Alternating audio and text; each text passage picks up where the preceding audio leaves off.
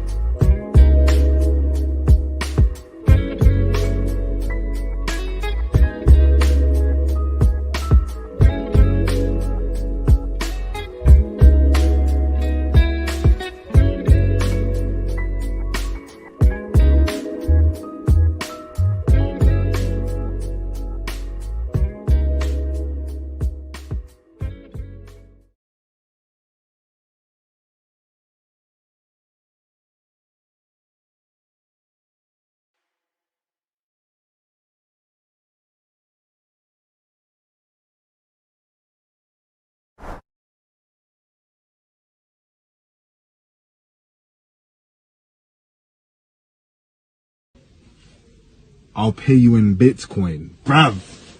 Bitcoin, bruv. Am I Super fucking Mario, bruv? Bitcoin. What the fuck is Bitcoin, bruv? Am I Sonic the Hedgehog of rings and coins, bruv? Am I Donkey Kong about rings? It's an N64 game about rings. What? Am I Crash Bandicoot, bruv? Rings. Pay me with Bitcoins. I don't know what Bitcoins are, bruv. What's a Bitcoin? I don't know what Bitcoins are. I don't know what Bitcoins are, bruv. What's a Bitcoin? I don't understand that. In the Garden of Eden, Trendblown was what God told Adam not to fucking partake of. He said, you can have anything else in this garden, anything. But if you eat that fruit over there, it's going to cause your fall. It's going to make you realize all the things about yourself that I don't want you to know. Coincidentally, Trendblown was originally prescribed to women. See, that's a little parable, isn't it? So who was the person in the Garden of Eden who got the Trendblown first? Eve.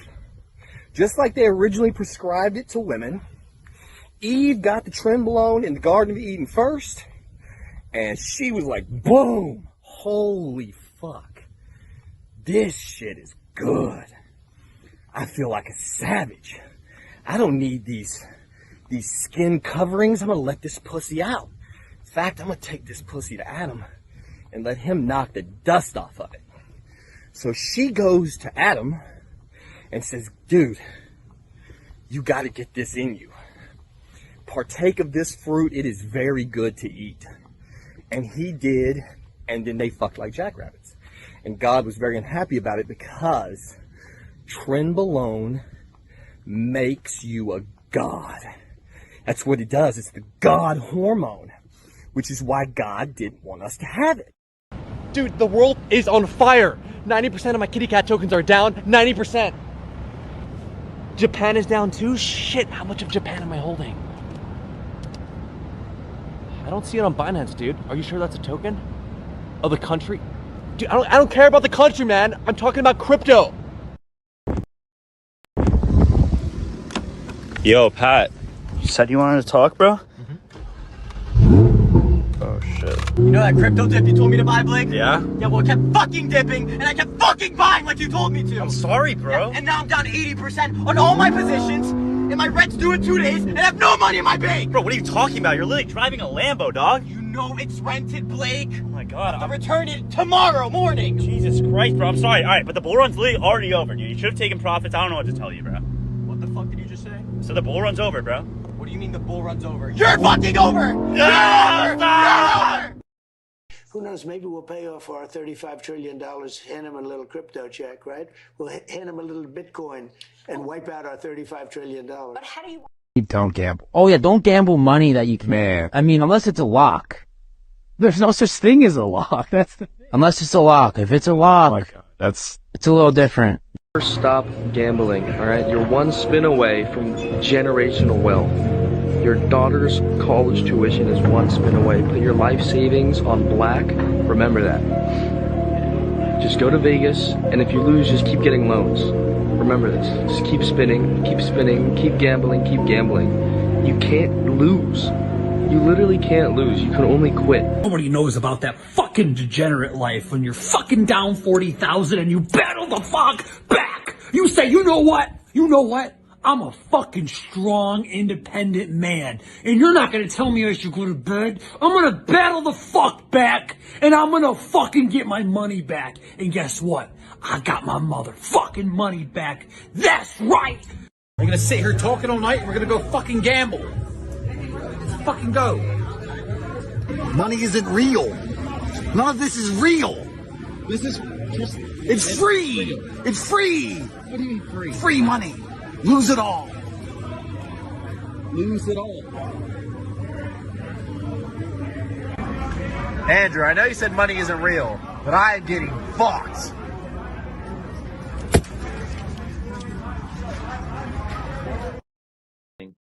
But when you go all in on something, I would say that does take conviction. Now, your conviction might be... How many chairs are you sitting on right now? One. Are you all in on the chair? The point really is you put on one pair of glasses. You've got one pair of AirPods right now. You're looking at me through one screen. You're using one microphone. That's a one microphone. Like, you trust it? Is that conviction? Seems kind of scary. Why don't you diversify? Why don't you use 10 microphones? The point really is things in your life. Do you drive in 10 cars at the same time or one car at one time? Do you drive down one street? Aren't you afraid that you're driving down one street? Do you take a different way? You know? So my point really is, if you're you get on one airplane, are you convicted? You put your entire family on the one airplane, aren't you afraid? There is no second best. There's no second best crypto asset. There's no second best, okay? Well, Bitcoin is the best crypto asset, okay? What's the second best? There is no second best. There's no second best crypto asset. There's a crypto asset, it's called Bitcoin, right? Right? There's no second best, okay? But take all your money, buy Bitcoin, then take all your time, figure out how to borrow more money to buy more Bitcoin, then take all your time and figure out what you can sell to buy Bitcoin. And if you absolutely love the thing that you don't want to sell it, go mortgage your house and buy Bitcoin with it. And if you've got a business that you love because your family works for the business, it's in your family for 37 years, and you can't bear to sell it, mortgage it, finance it, and convert the proceeds into the hardest money on earth. You didn't have to cut me off. Think I can never happen, but now we were nothing. I don't even need your love. You treat me like a stranger and I feel so loved. No, you didn't have to stoop so low. Have your friends collect your records and change your number. I guess that I don't need that though. Now you're just somebody that I used to know. Now you're just somebody that I used to know. Now you're just somebody that I used to know.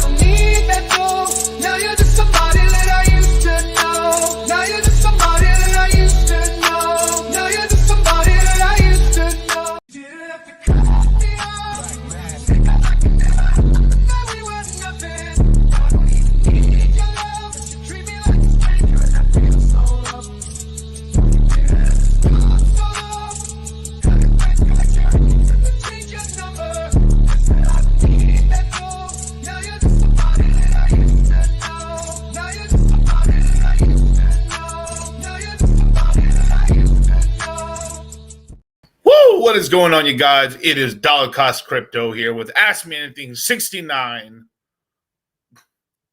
No Diddy. Altcoins versus L1, man. What is going on, man? We have got some fucking crazy news. Finally, there's a roadmap to Spooky Swap. Thank God. The wait, you know, I mean, I kind of can't, I basically kind of got to do it like no further ado, man. You know, this is a long-held coin that I've had. They finally posted a roadmap as of like literally like minutes ago. Spooky Swap's roadmap through February is live right now. Officially, they are going to be launching on Ethereum, Arbitrum, OP, and Binance chain as well as S. So it's going to be on a total of, let's see, 1, 2, 3, 4, 5, 6 blockchains by the end of December. Damn. About time, ladies and gentlemen. About time. Didn't lose any faith. Sheesh. I gotta do something a little special, man. I'm feeling a little patriotic right now. These Nazi blood-sucking anti-American parasites that want to make you and your family slaves know that we are standing up against them, and we are red-blooded, and we are not slaves, and we are not bowing down to them. I'm not bowing down. I'm at the tip of the spear. I get death threats every day. And you know what? I am honored to be who I am. I'm honored to just be an average person that stood up 15 years ago and said, I'm going to defend the Republic. I'm going to defend the family. I'm going to defend the Second Amendment. I'm going to fight against abortion. I'm going to see what happens when I really take action. And we have laid waste to the enemy. If you simply unloose yourselves and become the leaders you are, we will sweep this scum into the gutter. We will defeat the New World Order. We will crush the tyranny. Second hour, straight ahead. Stay with us. And when I was like 12, 13, I was banging some of that black pussy. Because it's all pink in the middle. There you go. What about Indian? Dan Merritt, yeah, good stuff. I never banged an Indian. But just bend over right here. I'll fuck Hey, you can tell me how cute I am. This shit might go down. I ain't into dudes, I'll be honest with you. But you do have pretty eyes. Can't catch me. I'm the fastest thing alive. I was thinking about why so many in the radical left participate in speed running. Huh? The reason is the left's lack of work ethic. What? Go fast rather than do it right. And in a Petersonian sense... Petersonian? To elevate alternative sexual archetypes in the marketplace. Fastest hedgehog. Shadow, what the fuck are you talking about? You're a beta male, Sonic. It was a bad year because, look, I'm only 14. Look what it did to me. 14 years old? Yeah, 14 years old. And look what I look like. For crying out. God damn, you guys, dude. Look at me right now, bros. Like, we literally got a boo upgrade before, you know, Grand Theft Auto 6. You know? It's been a long wait, you guys. I didn't give up, but I ain't gonna lie, man. I got my bag, and I was like, man, like, I made enough investment in that coin. You know, the Operation Bugatti is in effect right now. Damn, pretty good, man. I can't be mad. Shit, that's really cool. I wonder how they're probably going to end up doing something where they're probably going to end up like where you bridge over the tokens and you stake it and you'll probably earn that chain's yield basically, because anything that's like multi-chain is a little dangerous in order to bring over like generated income that's generated on the chain over to the other stuff. But that's extra buying pressure, and it kind of splits up the coins and it stakes it all out, which is really good.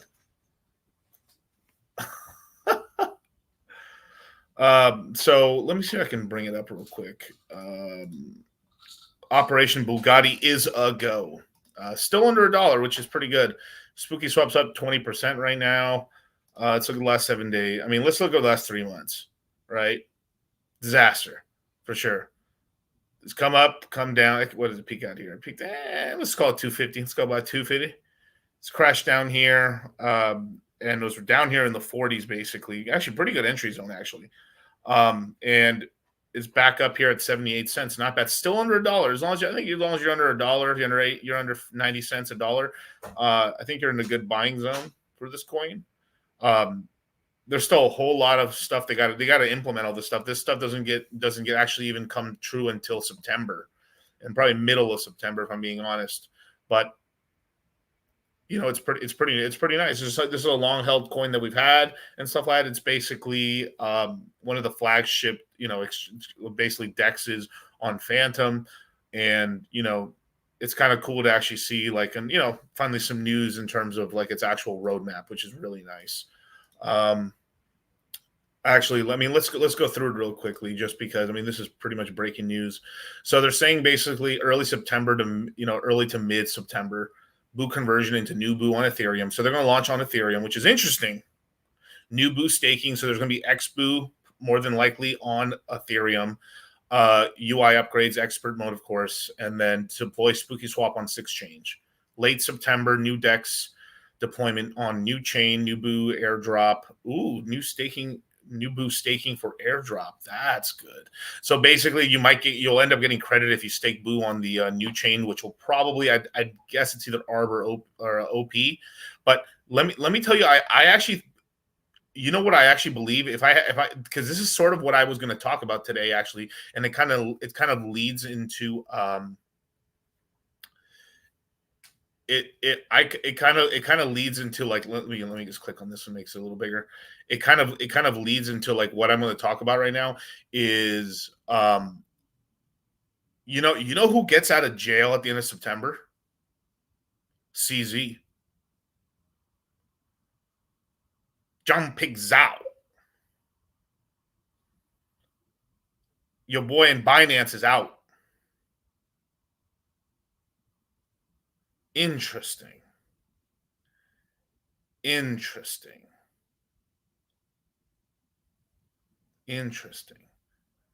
No, CZ doesn't get out early. He only got convicted. He paid $4 billion and got 4 months in jail, bros.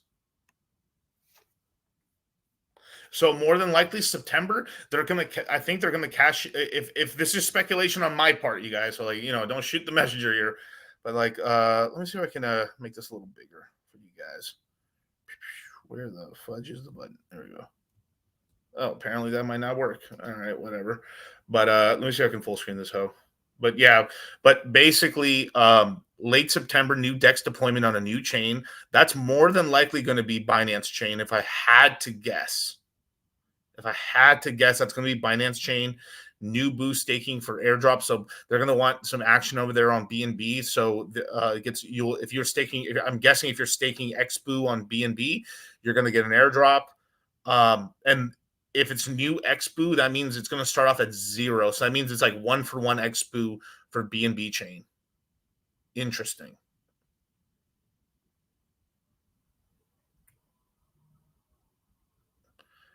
Can you guys stop with the fucking Zcash shit? Like, I'll explain. You guys, shout out to all my boys out here at Zcash. Trust me, I will talk plenty about Zcash. Don't worry. Not hating or nothing, but I got some info on Zcash and it ain't good. Some of it ain't good, if I'm being fucking honest.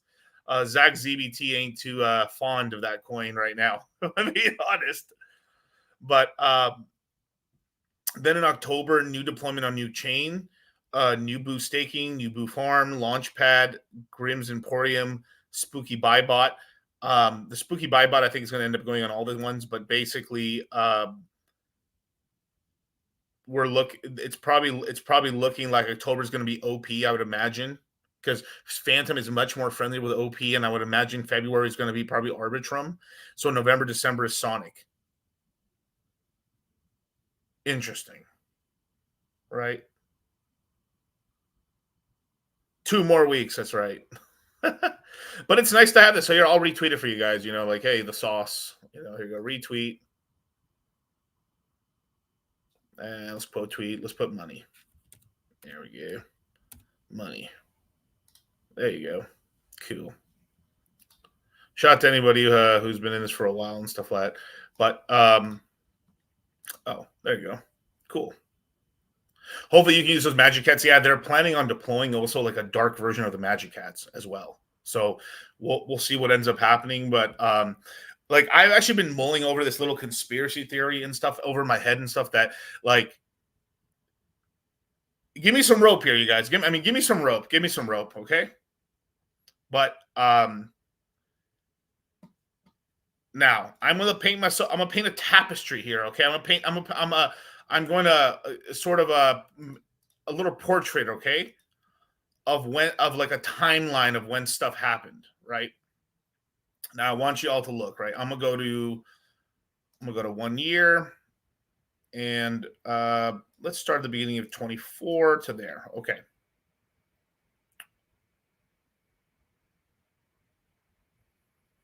Now, okay. I'm going to show you two coins. I'm going to show you two coins. One that's a little more harder to believe, but it's kind of lining up, and another one where like there possibly could be more insider trading. Interesting. Okay.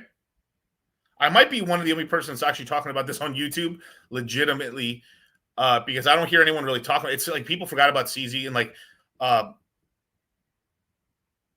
CZ might, because he's in jail, he had to pay the $4 billion. His exchange still making plenty of money. I literally think that they completely stopped almost VC investing. They stopped putting money into DeFi, and while he's not around, and this has been one of the reasons why we've had a lackluster bull run in some of the L1s, actually, believe it or not. Like, I was wondering, like, what was the mark? Why was the what? Like, think about it, right? Like, all right, the insiders in Binance by April knew. No, by March. I'm sorry. By March, knew that there was a deal with there was going to be a deal with the U.S. government, and in April it was announced, and in May he was sentenced. Okay, 3 months here, right? Oh shit, we're in talks. We're probably going to settle. News breaks for the public. Actually goes to jail in May. Checks out? Checks out. Okay. So if you look at it, right, Ethereum is performing very well, right? Look, up until March, right? Now the only thing I could say on this little conspiracy theory of mine is basically like, this is all market participants. We had Ethereum reach $4,000, and around here, March 11th, right, or in the middle of March, almost like it's the Ides of March, I possibly think Binance Insider started taking profits early. This is why we had the market tumble and stuff, because the $4 billion got to come out of somewhere. Comes down. We kind of get a lackluster performance on Ethereum because Binance is extremely balls deep in DeFi, especially in Ethereum. They're in Bitcoin, but they're very, very deep in Ethereum, extremely deep. And around here, the news was announced of CZ going to jail and paying the $4 billion, and then he actually goes to jail. Now the market around here pretty much forgets about it and stuff, but basically it's been a very lackluster performance on Ethereum. Now here's just the crash, right? I mean, I don't count this right here, but I don't know. Maybe it's just too many dots. People are broke. Nobody pumping these prices of retailing, buying the top. Well, guess what? There's entities. We are still pre-retail right now. It is institutions, it's exchanges. CZ is one of the most powerfulest men in all of crypto. The Tron founder, Justin Sun's another very powerful person in crypto. Richard Hart, another big player. Vitalik Buterin, the Ethereum Foundation. There is powerful. Even the Phantom Foundation with $1 billion. In the treasury, there is very big players in this crypto game. And if one of them is not participating or not supporting or spreading money around and stuff like that, it slows things down. Just like when in 2021, the Chinese no longer were buying and were basically getting rugged out of the Bitcoin mining sector, the market was struggling to actually pump up above, $60,000. So the industry essentially stole from customers, not us, but stole, all the stuff with Voyager, Celsius, FTX, them boys, and they used it to lever long and pump up the market higher because there wasn't any of the there wasn't one of the big players was just the Chinese.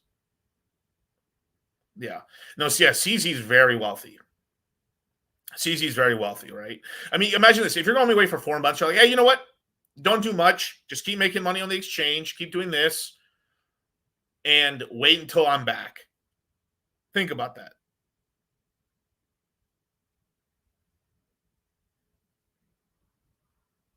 Literally, I literally heard no one even talk about this because we are like, what's happening to us, you guys? I don't know if it's YouTube Shorts.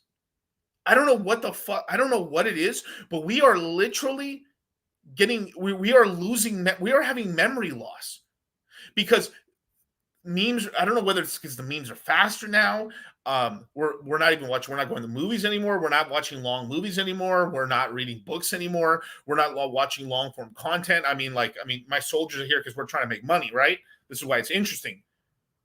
But if I'm being for real, right? Like our memory, right? Like something bad happened to us, we remember it longer. But what's happening is that like a rug here, it's happening faster, but like people's memories are getting worse. It's like literally we're getting Alzheimer's. We are literally getting Alzheimer's. It's in the news every day. I mean, from the Trump assassination attempt. I mean, it's just like the infinite amount of things that are happening, right? I live in a town where there's like no emo girls and no scene girls, and it sucks. There's all these basic bitches who listen to Taylor Swift. Ew, Taylor Swift's disgusting. I'm just really pissed. And all these things are happening, right? And you just forget, right? Like, I think the whole industry has literally forgotten that CZ is about to come out of jail. And like, people won't even start thinking about trading or doing anything or making investments on the speculation of him getting out of jail until like literally a week before this fucker comes out, or 2 weeks. Like, they're not going to start talking about him getting out of jail maybe until like it's actually September. Twitter, TikTok. I mean, TikTok was more of a down. I started with Vine. Let's be honest. Vine's what started it. That's how we got Logan Paul. Shout out to the boys. And it just gone up from there. I mean, Instagram Reels. I mean, all you guys are guilty of it. You guys are all guilty of it too. Me too. Like, I mean, I've been affected. Like, if I'm not getting basically mentally attacked, and I don't care whether it's from Andrew Tate all the way to Fresh and Fit. I mean, it affects everybody. Like, it affects everybody because you can't escape it. You're on Twitter. You click on a video. You scroll up. It's another video. You go on YouTube. There's a shorts. You can't escape it. You go from Twitter to Instagram Shorts. You literally go from every platform. It's basically it's literally almost. I mean, it's a psyop essentially to basically lower what we're doing right now is we're literally weakening the human mind. Is what's actually happening right now. Like, I might have to put. I mean, this might be one of the moments where I have to put on the tinfoil Gucci bucket hat on right now. But I mean, this is something that I have thought this so many times, over and over and over and over again. Like, it keeps coming back into my head that like this is too much of a coinkydink. This is too much of a coincidence. Like, why? Like, and then what really put it more in my mind is when we had Elon Musk talk about the woke mind virus. And I was like, yeah, that's true. I mean, that is something they're pushing out there. But what if that's all just a cover up? If like the grander conspiracy theory is like what they're really trying to do is weaken our minds to forget trauma and shit. Like, maybe they're trying to weaken our minds so when their pedophilia comes out, we forget about it and it's over. Like all the Epstein stuff that happened. No one cares anymore. All the stuff that's happening in the UK, you literally are a drug dealer. If if I put memes on in the UK, like, I'm basically classified as a drug dealer. Like, if I post bangers like I don't know. I know, yeah, I know, yeah. Let me suck them titties, baby. No, yeah. Let me suck them titties, baby. Let me suck them titties, baby. I know. Suck them titties on the west side. Suck them titties on the breast side. Best titties I ever had. Oh, let me suck them titties right now. From the night turn to dawn, girl. Suck one, maybe two. And then your boy gone. Yeah. Let me suck them titties, baby. Oh, yeah. Let me suck them titties, baby. Let me suck. And like, I feel like I have to play memes. Like, I mean, both because it's fucking hilarious and I'm really good at picking memes. But one, it's almost like you have to give the brain that sugar for you to like snap. It's sort of like, it's almost like you're literally watching me rant on a reel for a second. I play a meme and you go to the next one and then they're like, oh, here's part 4. Oh yeah.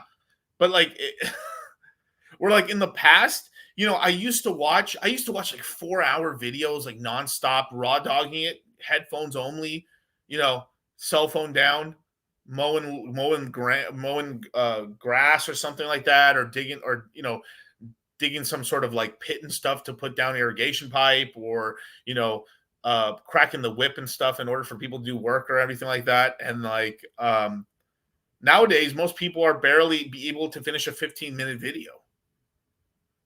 You know, it's crazy. So, yeah, yeah. Yeah, fluoride in the water for sure. So, full videos, but at 2x speed. Yeah, correct, right. But if you look at this, right, if we're looking at the charts right here, right, very simplistically, right, I started noticing this a little bit, and then I started thinking about this, right. So I was like, all right, this is looking pretty cool right now, you know, like, all right, what if this is what actually happened? They started taking profits. I mean, CZ's very wealthy. He's like worth like billions, bro, even after paying that for, right. But, you know, just decides to chill out in the Binance side, which is basically more or less, the Binance side is almost a good portion of the entire, you know, not just Chinese market, but basically the Asian market. Just kind of went sideways, basically, right? Now, if we keep looking at here, right? Now we look at the Binance token in a way, right? The BNB token, right? It's like $500 right now. It's actually up a little bit. It's not bad. Probably need to look at 1 year as an example, but you know, pretty much just chopped sideways. I mean, it was going up and stuff, and then you know, March, and then it's just basically gone sideways. Just sites, you know, price supported, but hasn't really done much. But if we go back, you know, let's just go from 22 onwards, right? You know, we wicked up here to $710. And then it's basically just been kind of just a sideways action and stuff on this coin, right? So it hasn't done much and stuff. I mean, probably when CZ's back, we're probably, you know, like BNB tokens probably going to $800 at least. So pretty interesting on the whole Binance thing right now, right? This is like another, like, I mean, Binance token's a pretty safe token, more or less, but he's also made a lot of enemies. I wouldn't be surprised they're still trying to take shots at him, but yeah, Chinaman, get out, we pump. Basically, I mean, I really think that maybe a lot of the L1 and the money spreading starts going through, like, once, like, if he does, if after September, it isn't like, because it's not the ETFs, right? I mean, if we start getting a lot of L1 pumping and stuff, and all that money start moving around, and it's right after CZ gets out of jail, then I'm like, wow. But here's another one, right? Like, this is a degen one that I actually been thinking about doing. This is the first time I'm going to mention it on stream and stuff. It's actually up a little bit today. Is Pancake Swap token, actually. So Pancake Swap token is effectively, this is basically Ink token and PulseX in one token.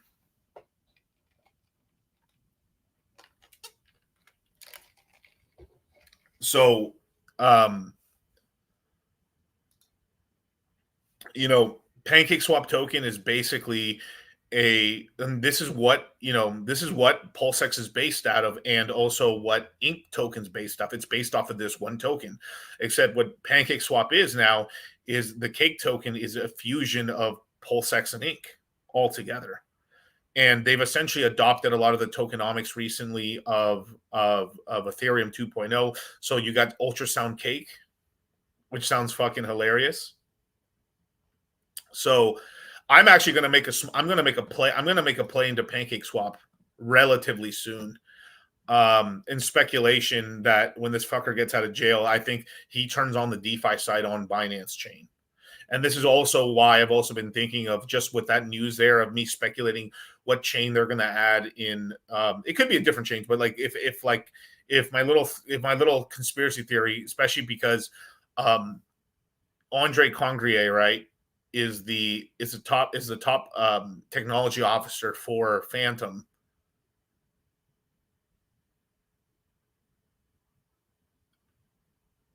He knows some things. He's a big player. The dude's a yield farming, like basically big G. Interesting. So the total supply of cake has been capped effectively. It's going to be that 450 million tokens. But here's the thing that happens is, like, with all it has a buy and burn, and the buy and burn basically almost cancels out all the inflation that it has. So it's basically very stable. It's growing very slowly in actual total supply, and then during very peak era times, it's actually deflationary. Interesting. And if cake tokens only taking a fucking pounding, I mean, let's look at the last year, right? October, I mean, this is when, October is basically the start of L1 season. Boom, it pumped up to 2, let's look at the max here. Let's go from 22 to now, right? Yeah, so this basically let's see, it's up here. It actually held up pretty well during the bear run, actually, in 2022, actually, not bad. Held up $4. So people were yield farming this and making money consistently, kind of like Ink was for a while, and then crashes down here to $1, effectively $1. And it's kind of revived since and stuff, and it's gotten up here to as high as about $5.12, and then now has basically crashed, right? And look where it peaked out when Ethereum was pumping to $4,000. This to me looks a little insider trading. Like if I were to concentrate on the chart from here to here, right? This little right here, right? This little ramp. This looks very insider traded to me, and it looks like just massive profits were taken out of Cake Token, basically on basically CZ going to jail. This is complete me pulling this out of my ass. Obviously, I'm doing a lot of what ifs here, and I'm pulling a lot of things, but just something. This has been sort of like negging at me a little bit for a while now. So I'm willing to take like a fucking risk on it right now because it's bled out pretty well. It's literally 60 cents above. It's basically about roughly, I don't know, 40% or so above its all-time low, cycle low, which it will not go to unless we have catastrophe happen or just brand new supply comes online, or Pancake, which they changed the fundamentals on it, which I just don't see happening. So during this whole little dip we had, right? The dip we had very, very, whoops. Let me go here. On the dip that we had very recently, it went as low as $1.42. So it's literally jumped to only about 19 cents. That's not much. So basically, we're right now at this hasn't really recovered much. So we're effectively at the all-time lows right now. The like kind of the local lows right now on the token right now. Interesting. So this is when I'd make a play right now because no one's caring about the token and stuff. So I see a little bit of value in this right now. By me jumping into Pancake Swap token, hopefully by late September or October and stuff, it starts panning out. But this is kind of like, all right, if we're gonna have CZ come back into the market, let's see what his DeFi side's gonna play. All the money is gonna. It's just kind of like their Spooky Swap and their PulseX, So, I'm going to take a shot at this. I'm more than likely going to jump into a pool called. I'm going to do probably BNB and Cake with half of my tokens, and the other Cake tokens I'm going to keep them liquid. So I don't know if I can show this. Let's see if I can. Yeah. Stop sharing. Now, let me see if I can get let me get your guys' attention for a second. Like, hopefully, I can. Let's see if I can memeify you real quick and stuff like that. So you guys are definitely paying attention. You know. Yo, Pat. You said you wanted to talk, bro? Oh, shit. You know that crypto dip you told me to buy, Blake? Yeah? Yeah, well, it kept fucking dipping, and I kept fucking buying like you told me to. I'm sorry, bro. Yeah, and now I'm down 80% on all my positions, and my rent's due in 2 days, and I have no money in my bank. Bro, what are you talking about? You're literally driving a Lambo, dog. You know it's rented, Blake. Oh, my God. I'll return it tomorrow morning. Jesus Christ, bro. I'm sorry. All right, but the bull run's literally already over, dude. You should have taken profits. I don't know what to tell you, bro. What the fuck did you just say? So the bull run's over, bro. What do you mean the bull run's over? You're fucking over! Yeah! You're over! You're over! Are you telling me the bull market's over? Hit the like button, subscribe, hit the notification bell, man. DCC has given you a play. Let's see if it plays out. I don't normally like put out these big things and stuff, and like I usually keep this more on the down low and stuff like I've given you guys like pretty decent ones with Pepe and everything like that, and so Ponke. And plays from here to there when we need to, right? The right DCA plays, and we'll probably get to the whole altcoins versus L1s. But this conspiracy theory, as well as timing and a couple of points here, it's still pretty loosey goosey on like how like truthful this is, but it's seeming a little more headcanon to me of what's going on the underground of crypto versus like the chart guys will all be Actually, what happened was, Ethereum just decided to crash along with Bitcoin in March, and this is why subsequently is why we have been in this bearish divergence and, or whatever. The charts don't lie, brother. Well, also, giant whales could have just been taking fucking massive profits on the DeFi side, since we have proof that basically all the big ETFs did not sell much at all. So all the selling was happening because of whales and retail.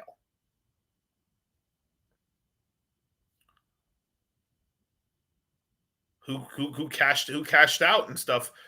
That $4 billion, that's a lot of dough. I know the man has a lot of money, man, but he probably took a little bit of a wet bite out of crypto's ass in order to like cover his losses. With the US Gov, with the federal Gov. And one thing too, shout out to Fresh and Fit, man. I know they got the yacht party today. Shout out to the boys. I think Waller's there. A bunch of other people is there. Couldn't make it, brothers. It's just ass and titties or young Simba. I chose young Simba, as I should. Yeah. So obviously, I'll read all super chats, you guys. If this isn't Ask Me Anything, so if you super chat, I shall answer. But I'm going to stay on topic right now of what kind of this whole thing that I'm kind of going on. But yeah, titties and ass, young Simba. Young Simba wins every time. It is what it is. 150s are big ass titties. That's right. all the real ones know what exactly movie I'm talking about. Orale, Holmes, let's go party. All right. So on the cake side, right? This is Pancake Swap. Now, a big alert here, you guys. Condom wallet. If you are going to be in the Binance Chain network, this is a network I've stayed away from. I kind of veered all our guys away from the Binance network because of scams. There's still a large amount of scammers on this fucking platform on Binance Chain. It's kind of ground zero for scammers, Indian and alike, or whatever a scammer is in your head, whether it's call center, whether it's Nigerian scammer, whether it's white man in a suit, whether it's one of them boys. Whatever your imagination is of scammer, he is here. Whether it's Chinese, Zimbabwe, whether he's a rich banker fuck from Germany, or from Switzerland. They reside here, and they have learned how to scam here. So you see a lot of the early scams here, and then they migrate because, oh, if it worked on Binance, I could scam on every other chain. And that's kind of what happens, right? But a lot of the scammers, I would say a lot of the interest in scamming is kind of because it's been a little dead on Binance chain. It's moved over tremendously. Like almost 80% of the scammers are making scams and making the new scams on Solana right now. So they're trying to figure out how to break in Solana with scams. And if the track record works on Solana, then they run the same game on the rest of the other L1s over time. Just give you an FYI. So if you are going to do this, create a new MetaMask, create whatever Rabbi wallet, Trust wallet, whatever you're using, you guys. New wallets, new seed phrases, making copies of seed phrases. You are going to have a Principal Vault wallet and the Yield Farm wallet, right? PancakeSwap is very safe, more or less, but remember that Rabbi wallet, Rabbi wallet. It's a little too. Come on, you sometimes welcome to the party. But please, for the love of God, make sure that you are bookmarking websites as well as you're getting the links from somewhere like CoinMarketCap or CoinGecko. Okay, this is crypto, nothing safe. Do not trust emails. Do not trust spam. Do not trust anyone DMing you. Do not trust at all. And in the next 10 years, do not even trust phone calls. It's going to be there's going to be a way for your voice to be copied where they'll call you and they think your mom's talking to you and sure, mom, here's my social security number. Sure, mom, here's my and then two, if your mom and everyone else should know already, you do not say your 12-digit seed phrases or 24-digit seed phrases over the fucking phone. That doesn't happen. That doesn't happen. You don't trust these hoes, there's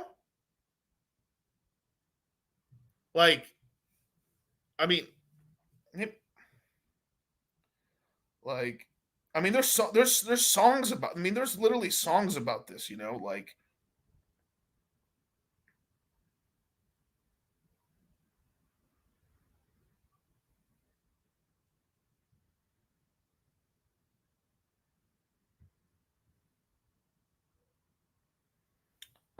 I might have to play a little serenade for you guys, man. I played this for the crypto mindset courses.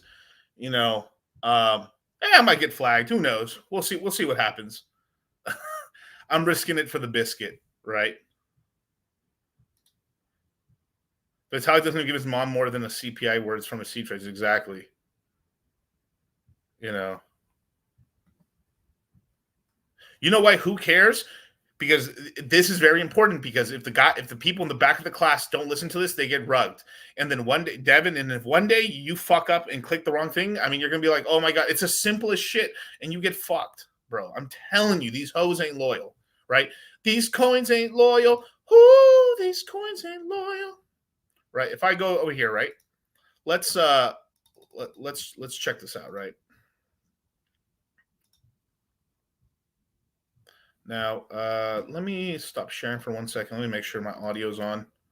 Right. I really believe some of you guys need to listen to this, man. This is a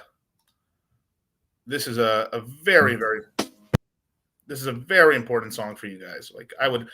I'm highly recommending you all listen. The rich brother wants you.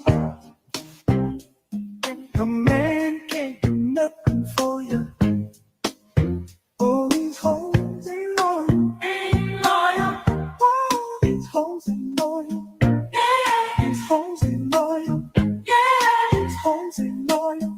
Ain't loyal. Ain't loyal. Ain't loyal. Ain't loyal. Ain't loyal. Ain't loyal. Ain't loyal. Ain't loyal. These hoes ain't loyal. When a rich brother wants you, and your man can't do nothing for you. All these hoes ain't loyal. Ain't loyal. Whoa, these these coins ain't loyal. Yeah, these coins ain't loyal. Yeah, these coins ain't loyal.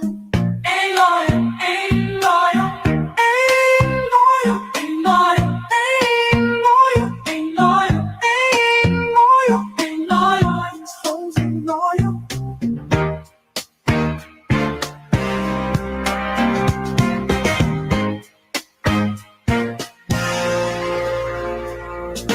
Rich brother wants you, and your man can't do nothing for you.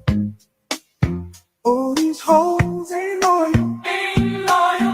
Whoa, these hoes ain't loyal. Yeah, these hoes ain't loyal. Yeah, these hoes ain't loyal. Ain't loyal. Ain't loyal. Ain't loyal. Ain't loyal. Ain't loyal. Ain't loyal. Ain't loyal. Ain't loyal. These hoes ain't loyal.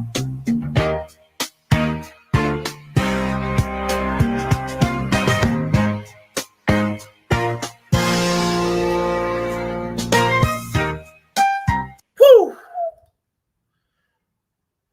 These coins ain't loyal, you guys. These coins ain't loyal, you guys. You best be careful, man.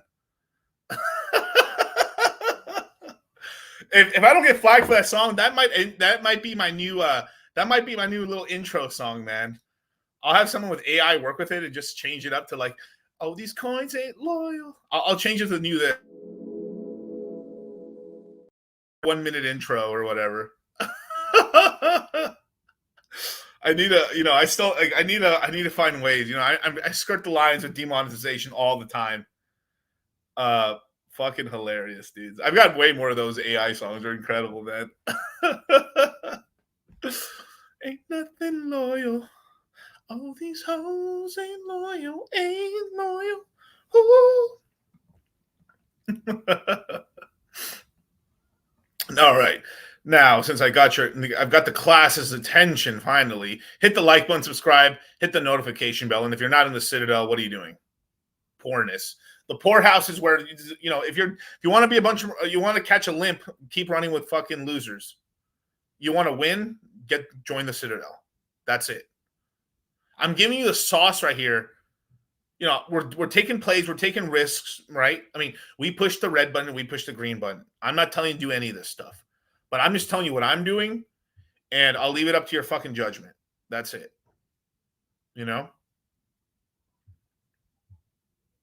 Buy the rights to the OG intro like Michael Jackson did. I'm literally trying to do that right now. It's just like I haven't gotten a fucking answer back, but I am doing it. Like I'm trying to buy the rights for it. And it can't be that expensive. It was only, I think that song was only used like for one movie ever, and it was like a very like low budget movie basically from back in the day. But but just to back to it and stuff like that, I'm probably going to end up like LPing about half the coin and stuff like that. So like a longer term, I'm going to do probably like a longer term bag within Pancake Swap, and it's more than likely going to be in the Cake BNB LP, which is right here. BNB is basically the Bitcoin of this entire ecosystem, as stable as you're going to get. And also Cake token with the upside of it being able to really go up. So this is effectively like kind of jumping into sort of like a pulse chain ink pool effectively, and you're earning about like 21% APR on it right now. If Cake's price increases dramatically, then the yield goes up. Of course, it's the same thing, just like ink token. So I'll put about half in there, and then if I get in permanent loss, I have BNB token. It's fine. I'm totally cool with that. The other half, I keep the other portion liquid to do a lot of trades here and there and be able to just build up a stack or just take profits on the rest of the Cake. But I'm going to be getting into Cake very, very soon, just to give you guys like an FYI. And that's what I'm probably going to be looking into and stuff. You could even make a play. Some people would actually already even doing this and stuff, but this is where we're getting like to the general, like you got to be careful, but some people are doing Ethereum BNB and stuff like that. And like, it might not be the worst one, especially with CZ back. BNB might actually be able to like not completely fall behind to Ethereum, but you got to be, it's like the risking the biscuit is basically that you're hoping that the farm APR and the LP fees end up equaling up what you're actually going to get, But yeah, BNB is pretty stable and stuff. But I'll tell you that the tail end risk of this is that once he's back, that he is like outside of a gag order that he can't talk crypto or some crazy shit like that, or he can't operate anymore, which I think that's not the case. That certain Yiddish dark elves might be seeking revenge, possibly. Man, I'm gonna have to put on the tinfoil Gucci bucket hat on. I mean, there's just no way to escape it, you guys. I'm just gonna have to I'm gonna have to put this thing on, man. I know what it's like, baby.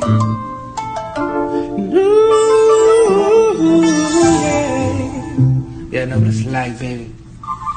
See some titties in the club, you know what I'm saying? And I got one thing to say to you, baby. Let's get them fucking titties up and have the fucking club, girl. Come on. Is he going to pull an Arthur Hayes? I mean, who knows? I don't think so. I mean, because they took Arthur Hayes. Arthur Hayes is another very powerful individual, very wealthy, but he's lost a little bit of his. I mean, he's lost about 70% of his power, maybe more. He was probably one of the only people I could truly tell you that actually could control the Bitcoin and Ethereum price. Legitimately. He was fucking when BitMEX was running, bros, truly running. Arthur Hayes was that motherfucker. Without literally 100% he manipulated he basically chose what the Bitcoin Ethereum price was. Insanity. So interesting.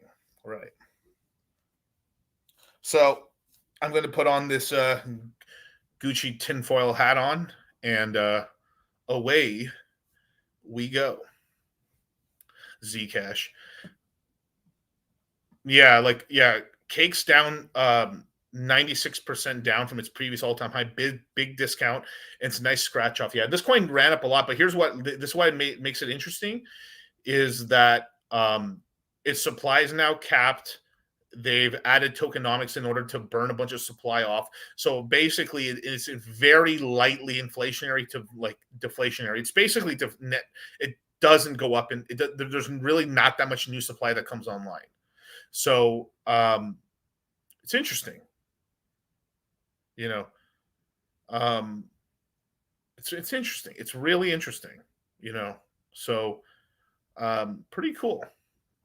So that's why, I'm gonna yield farm a little bit, and then now get a little position into the Binance chain and stuff because if I think if I even look at BNB as an example, right? If I look at BNB as an example, right? Let me look cycle low. Let me look what happened. What is this coin's basically on effectively a 2x. Let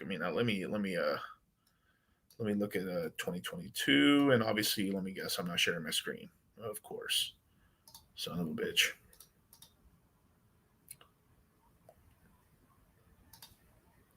If I look here, right, yeah, cycle low roughly here. So basically $200. So it's basically 2x and basically 3.5x from bottom to top right here at 710, right?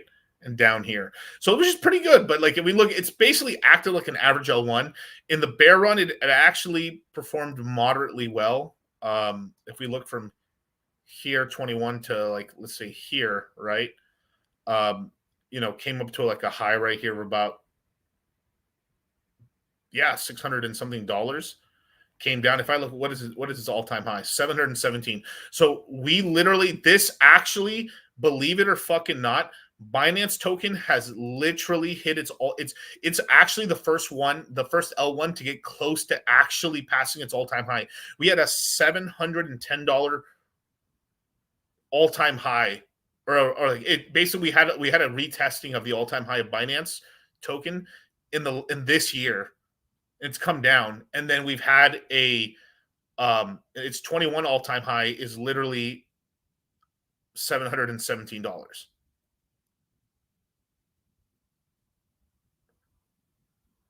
Interesting.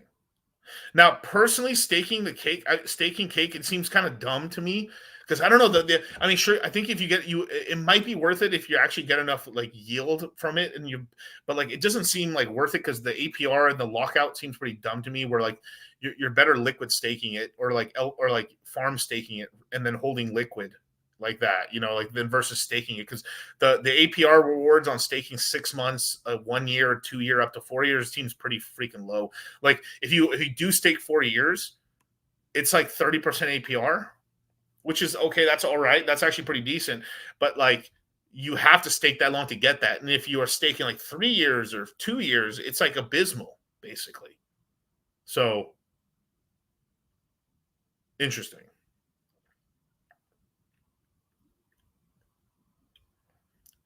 This is my conspiracy theory hat. This is a tinfoil Gucci bucket hat, sir.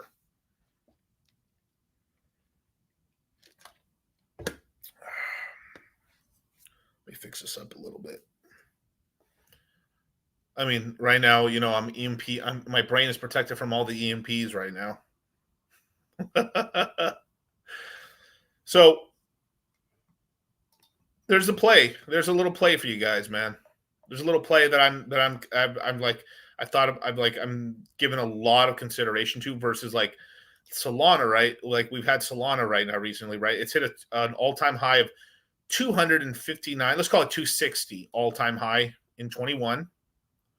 And let's see what you've done in the last year.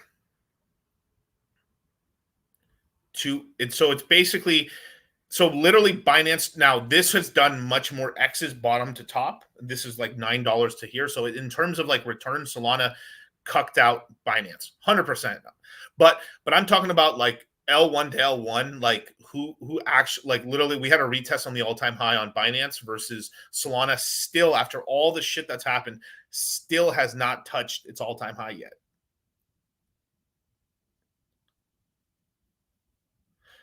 Crypto independent. I don't think BNB will do good because CNZ. He's out. He's out at the end of September, brother. This is when you make play. The reason I'm making plays right now is like, well, he's about to get out. I'm willing to risk capital on speculation here, or like it's like an educated guess, really, on like he's back. He's going to start pumping his ecosystem. He's going to start punting money around, or he's going to start doing some fuck shit. I think when he gets out, I think Ethereum starts running a little bit because we have a part of the market back on. And I think that might be like, I don't know if you guys ever remember how I said Pulse might run on 9/11? But I don't know if you guys ever know the whole 9/11 thing I was talking about. That was some of the reasoning behind it, knowing that CZ be getting out in September. There might be another L1 season in September, possibly with CZ getting out and things calming down on the geopolitical side. We're getting interest rates getting cut. We basically have proven the Japanese government, the U.S. government are now no longer letting the balance sheets run off. They're now actually actively buying bonds. So that means they're actually creating new money supply. Interest rates will be cut. Interesting. So, Miguel, did all alts top out back when CZ went to Slam? No. It looks like if we're looking at Bitcoin and Ethereum, if we're looking at Bitcoin and Ethereum, right? It looks like to me, like, wearing the tinfoil hat right now, that the insiders at Binance and a bunch of other places heard about this happening, started taking profits as well. He started taking profits. So during the March high, they took profits, and then the announcement happened in April, and then he was sentenced in May. And literally, it's all lining up. And in May, it was basically when Ethereum basically kind of dipped really hard. If you think about it, right, if you have to sell some crypto, right, and you had to think, all right, because at the time, right, Ethereum did not have the ETF at the time, right? So you have to think like, all right, what am I going to sell? I'll probably sell off my Ethereum because the for sure thing, Bitcoin has an ETF and it has inflows and it'll probably hold up better, which was actually the correct thing. That's actually what happened. So I more than likely, you probably had Binance probably offload a bunch of Ethereum and also stopped inserting investments and stuff, and then basically just try to make as much money as they can on the exchanges to make up more profits, so they have like a war chest to be able to start doing things once CZ's back in control.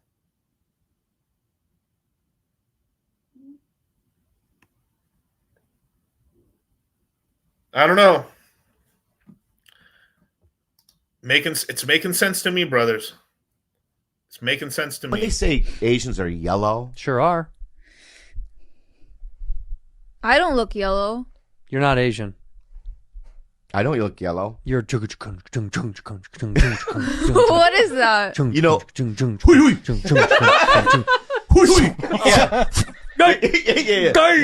yeah. This is the kind that's climbing a tree. Help! You are That's the still kind of you're, Asian you're you a are. darker Yeah, dark yeah, yellow. yeah. But why do they say? What are you saying? I don't look yellow. Yeah, you do. We've gone over this 100 times. The shirt that you're wearing blends in. It looks like you're wearing a long sleeve right now. I actually can't tell if you're wearing a long Silly sleeve or what not. you're saying. There's no way.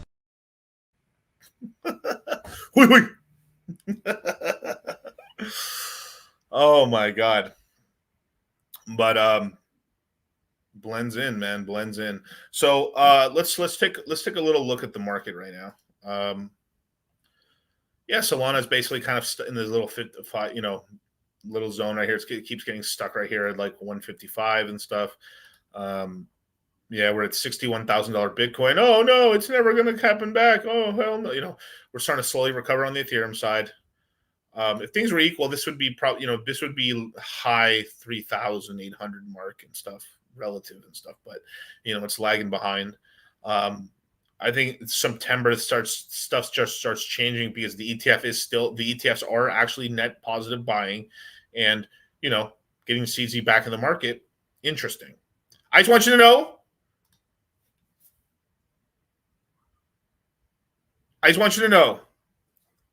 Where you heard it first. Before it's copy pasted everywhere. Before every YouTuber starts saying shit. Your boy DCC came in clutch. Camel clutch.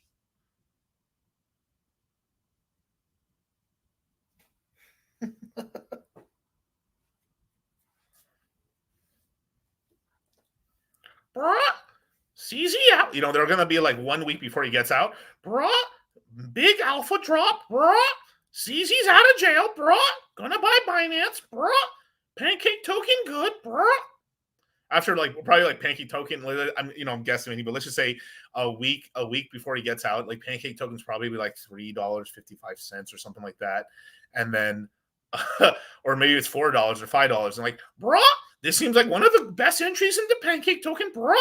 Easy 5x, bruh. And bah, bah, bah.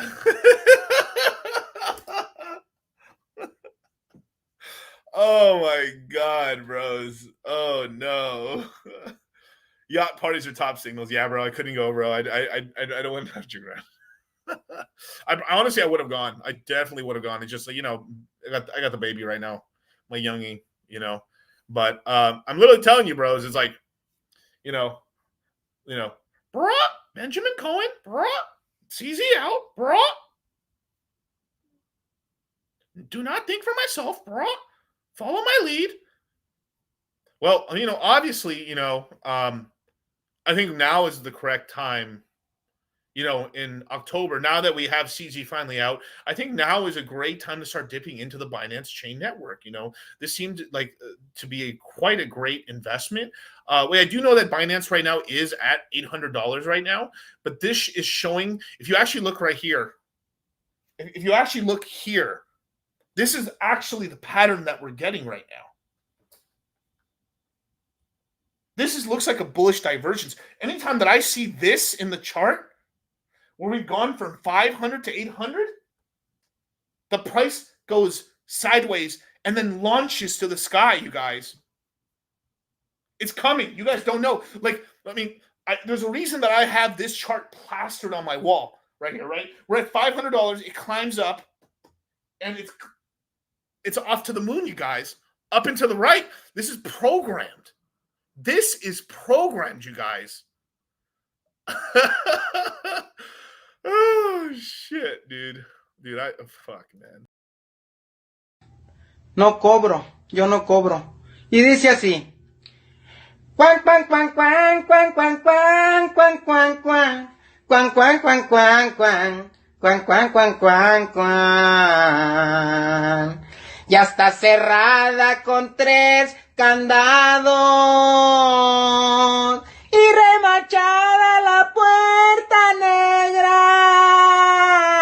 ¡Quin, quin, quin! Quisiera que cuando llueva, en vez de agua cayera perico.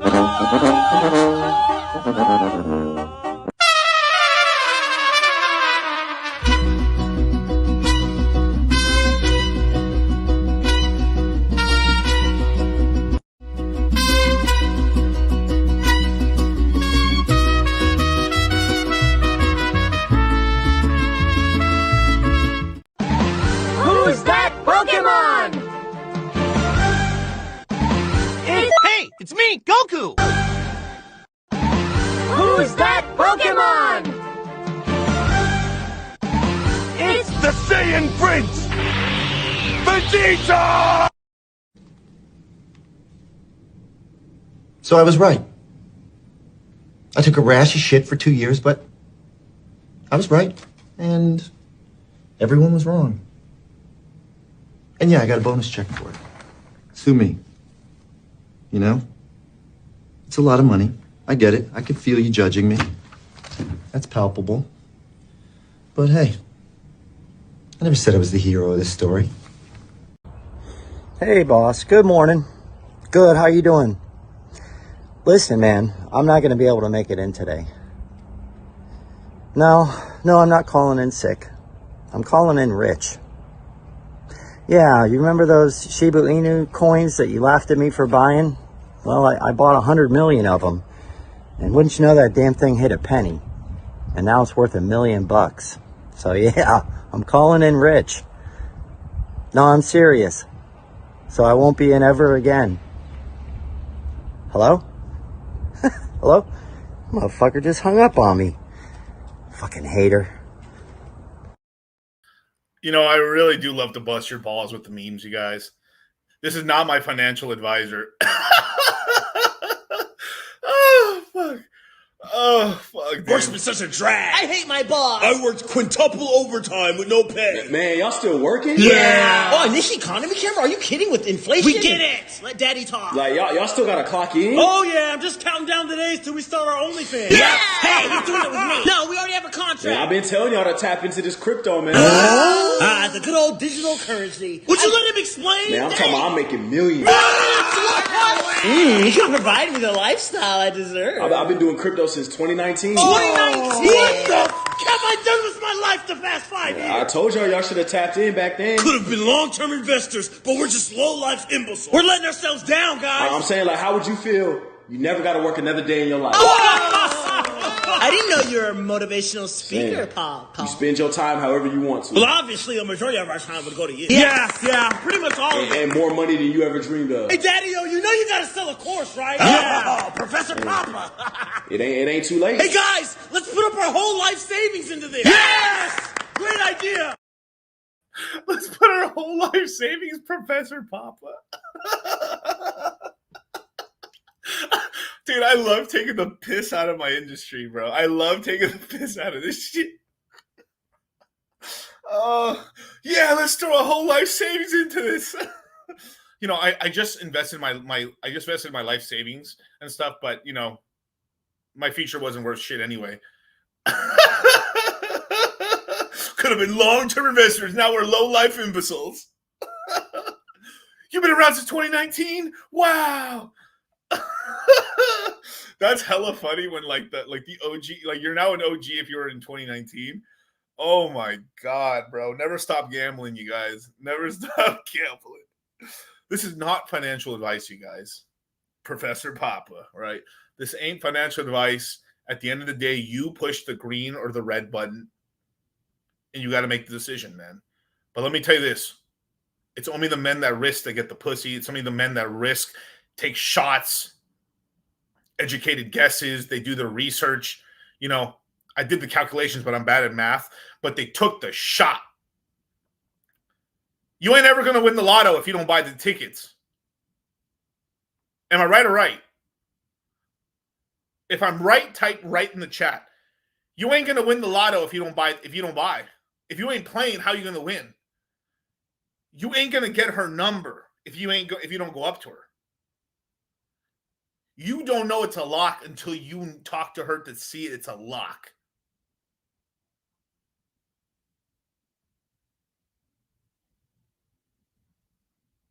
Everybody's just like the power of dollar cost averaging. The reason I call myself dollar cost crypto is because it reaffirms your conviction.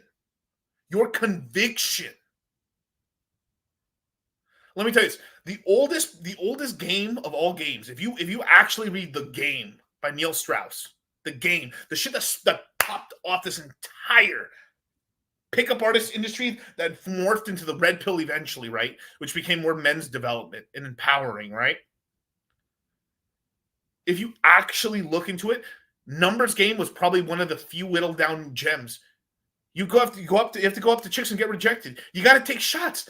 I gotta do some fucking risk. I gotta take a couple of shots, right? Like, all right, I've got my thesis, market manipulation, check. Is crypto rigged? A lot of is some of the big players doing insider trading? Absolutely. Can I prove it? But like, it's happening, bros. The most squeaky clean, them like Sam Bankman-Fried. I don't even got to tell you what religion he is. I ain't got to tell you he's one of them boys. I'm not going to tell you that his father ended up being the man who wrote the laws for how you can actually have hedge funds across basically the planet. I'm not going to tell you that he was basically almost an arranged marriage, and then all these people were basically all fucking each other. Imagine a bunch of giga nerds all screwing each other. I'm not going to tell you that it's a Chinese imperial harem. I'm not going to tell you that the financial structure that they created for FTX was more complex than anything that happened to Lehman Brothers or any other financial institution on the planet. The most complex webbing of companies ever was more complex than Enron, more complex than Lehman Brothers, more complex than any financial anything on this planet. And it was a little fucking rinky-dink little crypto company.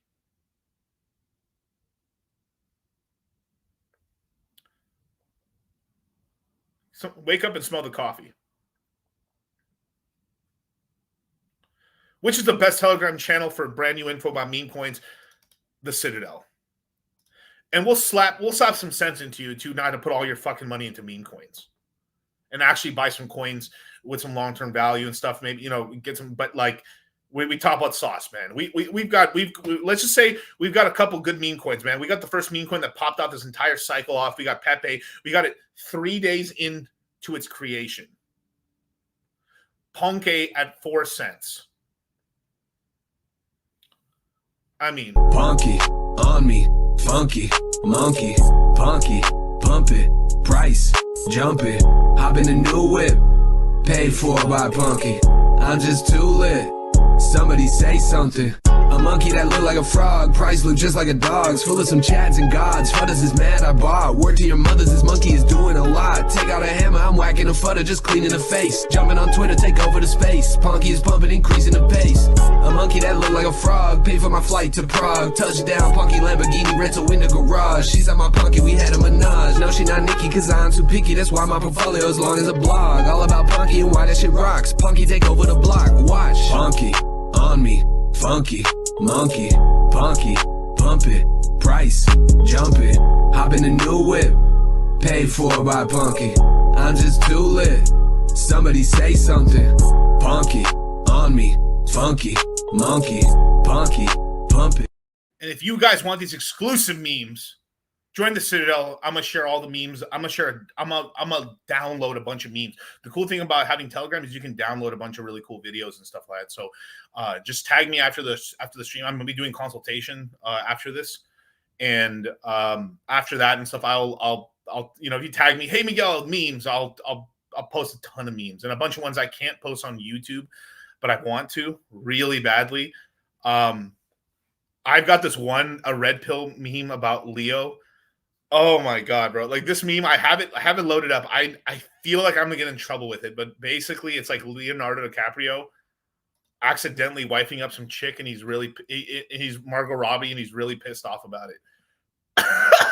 Because she's older than 25 years old. You know, to hit, fucking LOL, dude. I'll show it for like 2 seconds. I think I can get copyrighted. I gotta be really. Wanna put a ring on my finger? Sitting out and make him wanna marry me. All right, I'll stop right there. I'll chill out. I mean, that may have already gotten me fucked already. But terrible. Poor Leo, man. He got tricked. He wifed up a plus 25, bro. Down bad, bro. Down bad. I'll post it in the Citadel. Yeah, I'll post it in the Citadel. And if you guys don't know, man, join the Citadel, man. I mean, it's like the best resource for like not getting wrecked, and really, if I'm being honest, why we created the Citadel in the first place, you guys, was to have a place to actually be able to talk to other people who actually wanted to invest and actually were in a growth mindset, actually wanted to like improve their lives. Because look, I came from a sort of a background where like no one was really investing. I mean, besides maybe buying, besides starting a business or maybe a house as an actual place to live, that's about as far as investing, or like save your money under the couch cushions. And then that was it. That was the hype. Don't spend money, save it all. It's not going to zero. And we know it's hyperinflating. So you have to invest. You have to be on the risk curve and invest. And in the Citadel, you're around over, I think we have like 570 plus members in there right now that we're helping each other out. We're answering questions, and this is a place where you can talk crypto all day long, night, day, 24 fucking 7. Crypto. The Citadel only grows. We only grow and influence more. Every dip. Oh no, our guys were buying. You ain't got some testicular, like, our guys are not missing testicular fortitude. The Citadel buys. The Citadel, when we see blood in the streets, we see opportunity. We buy. And then when things aren't great, during the bear run, when we actually had the bear run, we're like, steady, lads. Wait, you guys, wait. We attacked. And we bought the lows. $15,500 Bitcoin we bought. We bought all-time low on Ethereum. We bought name your favorite coin. We bought the low. Name it. Or we could have if we wanted to, but we didn't care to, because you can't buy every coin. I bought Solana at 18 bucks. Most guys weren't even buying Solana until it was already crossed $80. Name it. We bought Doge at 6. Anything you could think of. Lower than your favorite influencer, because they did not have the testicular fortitude to buy. Because why? Because I don't know if this bull run's going to continue on. They act like this guy right here, renting a rent. Yo, Pat, you said you wanted to talk, bro?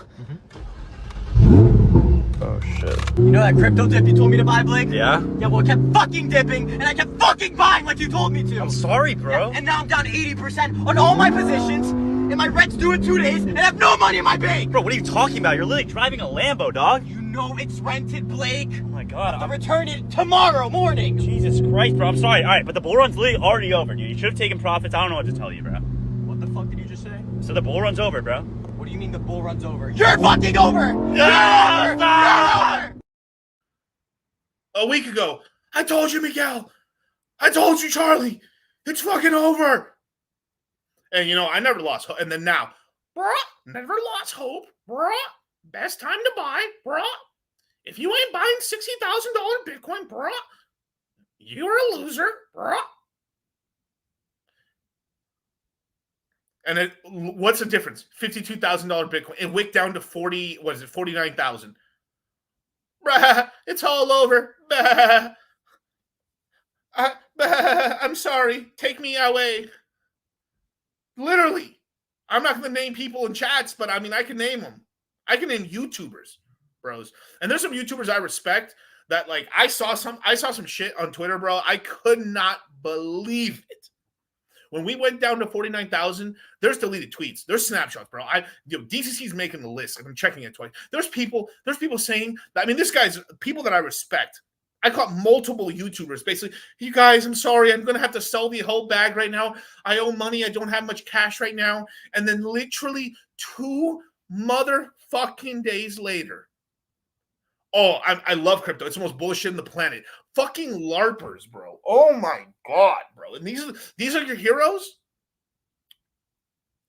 I swear, I only follow some other people just to see, like, temperature. Like, how hot, I mean, how boiling is the pot? Bro, you could keep going, bro. Crypto independent, there's more. I didn't even know he sold. Damn. Brothers. Chat, ask me if I bought. Go ahead, ask me. I'm gonna get a Bible in here. There's got to be a Bible somewhere.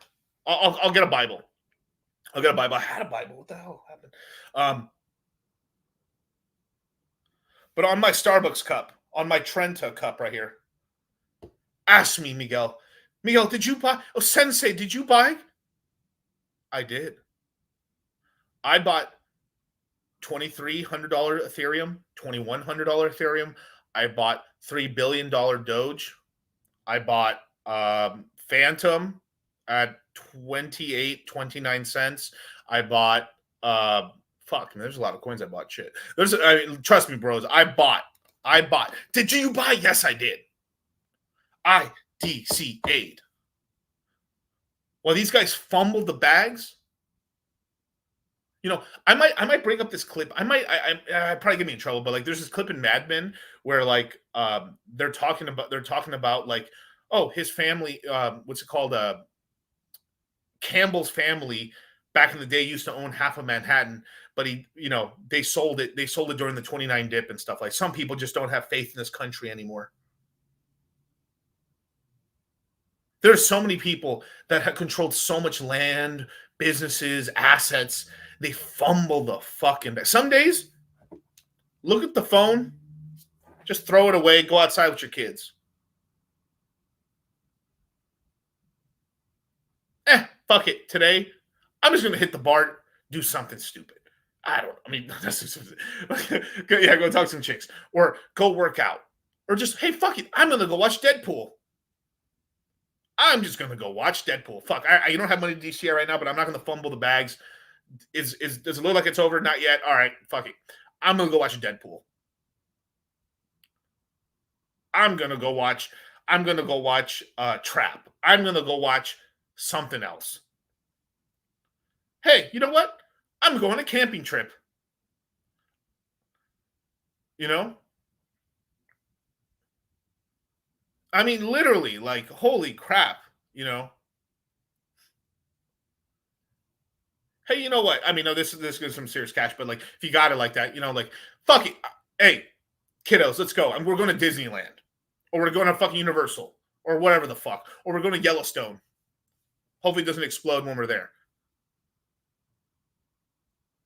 Go watch Dune 2. Fuck it. Let's go to the Redwood Forest and go to science camp with the kids.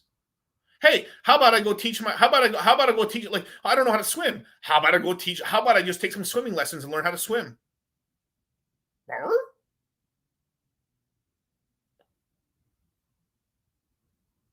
You know?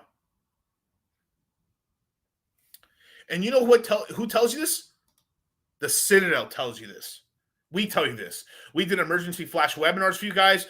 Miguel, Charlie, is it over? No. Stop listening to these fucking whores. These lying sacks of shit. It's not over. And we'll tell you, I'll be really pissed off about it too. Like, I ring the bell and I told people, yeah, man, you guys, interest rates going up in February. Yep. I mean, it happened in January, and by February, I was like, yep, it's done. Dunzo. There's a couple play. We can do some plays. We can make some money on like DeFi Kingdoms with Crystal and Metis money a little bit, little phantom stuff, and then that's we got to start. That's what it was. That's what it was. But we were real about this. And then every month I join the Citadel, you get $50 off the next crypto mindset course. Because guess what? We walk away. We go teach. We go do the good work. Unlike every other YouTuber who just basically just shills people into dumb shit or like, hey, I got a secret allocation into this token and stuff. You guys, I just got really, really into this token out of nowhere, you guys. I've just gotten really like this new GameFi token or this brand new protocol or this new SAC thing. I just got super interested into this token, you guys. You guys should really jump in. I think it's the second coming. And then when me and Charlie do, it's fuck that shit. We're taking me, you, the kids. We're all going. We're going to the Redwoods. We're going to learn about crypto. We're going to learn about charting. We're going to learn about DCAing. We're going to learn about fundamental analysis. We're going to learn about human psychology. We're going to learn about money. We're going to learn about taxes. We're going to learn about a bunch of shit to prepare you. We're going to teach you how to stay safe, how to not get rugged, how to protect yourself if in case you get rugged, that you take the least amount of losses possible. And you know why? Because when you join the crypto mindset course, this is what happens. You buy this for $39.99. Guess what, folks? You take the L away. You put a W there, baby. You're a winner, man. You're the real deal. You're picking up chicks. Let me tell you something. You buy this set at $39.99, baby. You're the cock of the walk, man. You walk into the bar and you just find the hottest chick and you go, you, me. Guess what? She says, why would I go out with you? Because I bought the deal on Wild West Deals for $39.99. That's why. She says, can I go home with you? That's how simple it is. That's how it works. That's what this set brings to the table. Because you know what she sees? She sees a man who knows what he wants. She sees a man who says, good deals don't get by me, baby. I move. I act quick. I act now. I go to wildwestdeals.com. Boom. That's why you're hanging with chicks all night long.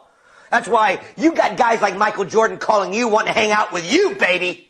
Because you bought it for $39.99. Because you bought it. Now, you can't get it for $39.99. But if you're in the Citadel long enough, yes, you could. We had guys who literally paid less than $100. They were in the Citadel for the whole year. They paid with crypto. They got a massive discount. If you literally are in the crypto, if you're in the Citadel for the whole year, you get over $600 off. There's some guys that actually had $700 plus because they rolled it into the next year too. They paid with crypto, basically free course. Whew. Where else? Where else do you get that, man? I got to preach to you guys, man. From all my Gen Zs, bros. After Jesus started live streaming and the chat filled up, he began to go off saying, W to those who aren't thirsty for this midlife, for they will have eternal life. W to those who take L's from this life, for they will receive an everlasting W. W to those who don't throw hands, for they will secure the eternal bag. W to those who want help passing God's vibe check, for he will say bet. W to those who don't cancel others, for they will not be canceled by the top cheat.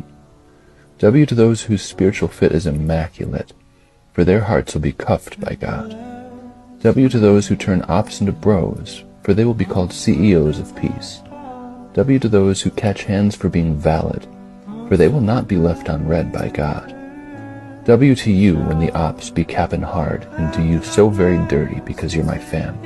Trust, you have crushed it, and have the eternal W, for so they did the true bros before you. Who else is trying to save Gen Z, bros? Yo, demography is literally like my second hobby besides crypto. I love demography. I love studying the differences between groups of people. Well, you guys. Well. But all jokes aside, I love seeing the not just the culture differences, but also like the generational differences, which is really interesting. Just from what an 18-year-old thinks to a 25 to a 45 to a 65 and how they act. And how no matter how unique of a snowflake they are, you get enough of these motherfuckers and they all act the same. Even me. Because there's an expiration date on when a woman can have a kid.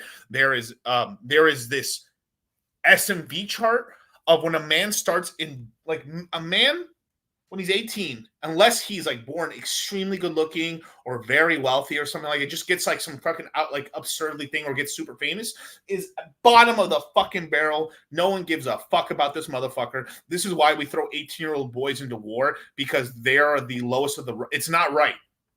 On a spiritual side, it's fucked up. A man and a woman are both equal. They both have souls, but society deems men less valuable at 18 than a woman at 18.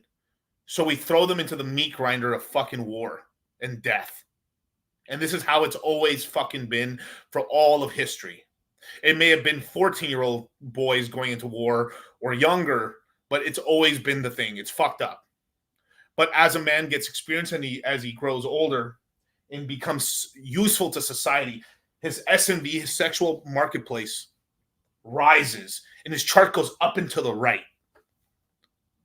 And if he keeps becoming more valuable, takes care of himself, he may not even peak out. He may continue to peak. He may never stop peaking. He may peak out in his 60s or his 50s.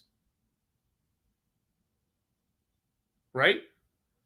And a woman starts up here. So it's this whole thing where, like, you know, whenever a woman starts ovulating, I guess technically it starts in puberty and stuff like that, with like when they get their first period and stuff like that. But societally speaking and stuff, you know, 18-year-old woman versus an 18-year-old boy, the 18-year-old woman's more valuable just because she can breed and have kids, right? But if a woman doesn't have kids by 40, I think roughly like 5 or 10% of her eggs are left, and it's basically very unlikely that she'll get pregnant anyway. And Miguel, like, why should I believe you? Like, why should I believe you? Like, what possible evidence can you give me? One drunk man is more intelligent than 3 women with PhDs. Thank you so much. That's thank you so much. Thank you so much. That's the And there you go. That's all I have to. I mean, and then that's all you need right there, bro. I mean, like, one conspiracy theorist is all you need. One drunk man is more intelligent than 3 women with PhDs. Thank you so much. That's thank you so much. Thank you so much. That's for those. Yeah, the likelihood of having a kid with disabilities rises exponentially as well. Yeah, it's crazy. I mean, like, literally. I mean, like, even like imagine this. Like, you see how much you see how on the spectrum I am, and how much ADD and these magic, you know, tism powers I have. Like, my mom had me at 16. Can you imagine if my mom had me at 40? I might be floating right now in my chair, possibly.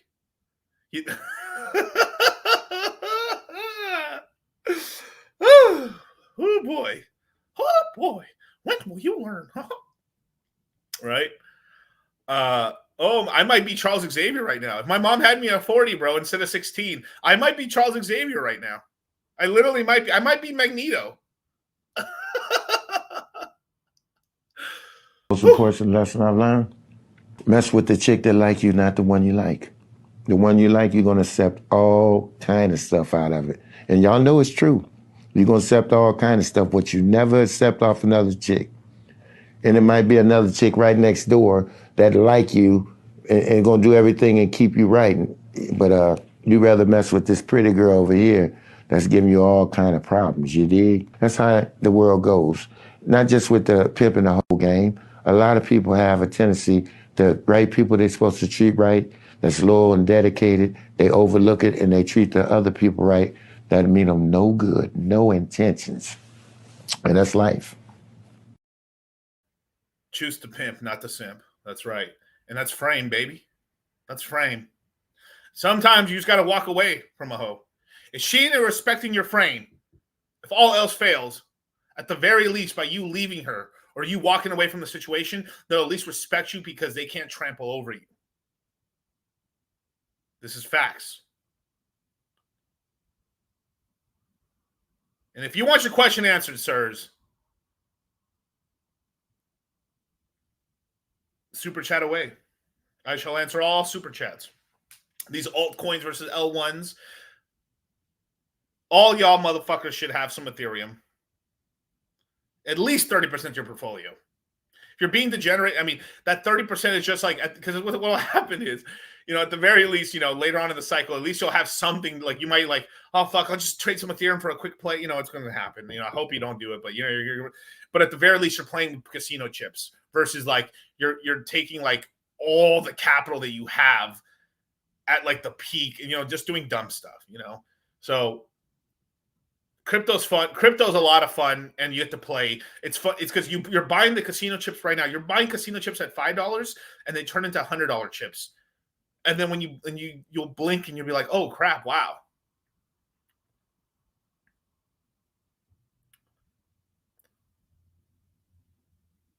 I'm at the airport. Probably will miss my flight, but I won't miss the stream. Shout out to you, brother. Sheesh. I hope it isn't a fucking Boeing flight. My God. Do you know? So you guys know that whole meme with the Turkish shooter? Like the whole like the guy who just walked in, basically it's like some Turkish hitman. Boeing is literally trying to give this guy a contract. How they'll like kill, like they'll stay on target with time or some shit, bro. Oh my God, that was one of the biggest. Like I gotta look at that, was really real, but like, Boeing. Oh my God, that's insane. Like they basically were like threatening their people, basically. Yeah, you saw that Brazil fight, dude. Okay, another conspiracy. Let me put this on. I remember this. So this happens. This doesn't happen all the time, but I feel like it happens every decade. Every decade, or every 6 or 7 years, there's a plane that falls out the sky, and there's always a bunch of fucking doctors on it. It's always a team from a different country that found some crazy cure to a bunch of diseases, or they've got like some breakthrough in cancer, and they always die. It happens. Like I can remember this happening in the early 2000s. I remember this happening in the 2010s, and it's now happened again. This happens. It's like literally, it's like clockwork. Every time.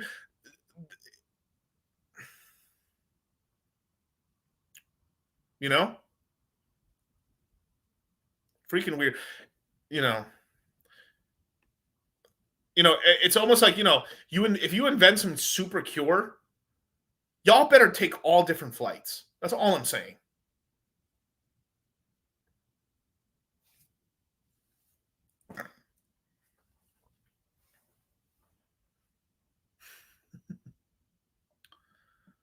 But yes, and my mom is the best. She's awesome.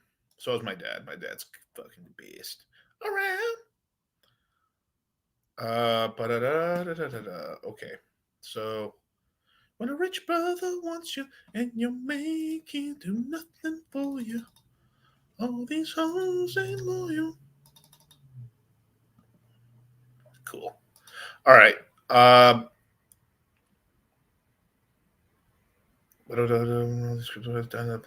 there's all these crypto guys dying in the plane. There's this other thing too, where like another interesting thing, I think, another reason why they're taking crypto much more seriously, it's becoming almost like a Cold War issue as well. Russia just announced that they are going to start. They just passed laws to allow mining, Bitcoin mining, to happen in Russia, and if Russia starts letting Bitcoin mining happen with like reactors, like nuclear reactors, because they have literally the lowest cost for electricity on the planet, next to previously installed infrastructure that it's not being in use right now, things start getting interesting, you guys.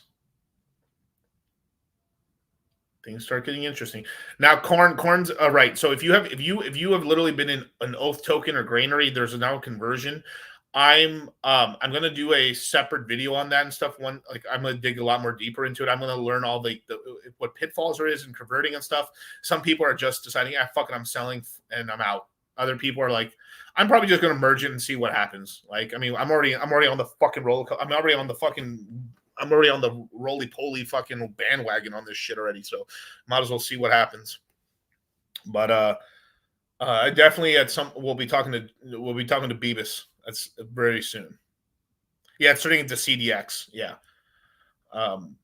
It's basically fusing both tokens together and then just basically having concentrated liquidity and all this other stuff. But yeah. I know it's for legal reasons why they kind of stepped away like from Reaper, but it's like the product market fit, people wanted a replicator. And this is what they're known for and stuff like that. And it's like, I don't know. It's like,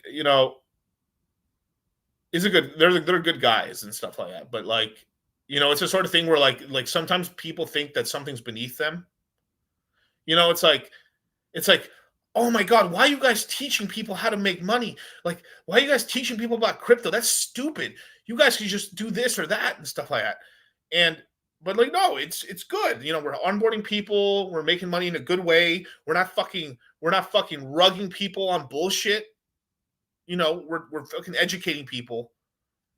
It's good, hard, earnest work. It's hard work. I mean, it literally is. I mean, people. I know this is like fucking shit that people are allergic to, but it's just kind of don't forget what got you to the rodeo. And I really believe a lot of times, a lot of tokens and a lot of people, have these grandiose ideas. Like you just got to remember what's your hot product, and that's your hot product. It's just got to be business minding, right? If you're like,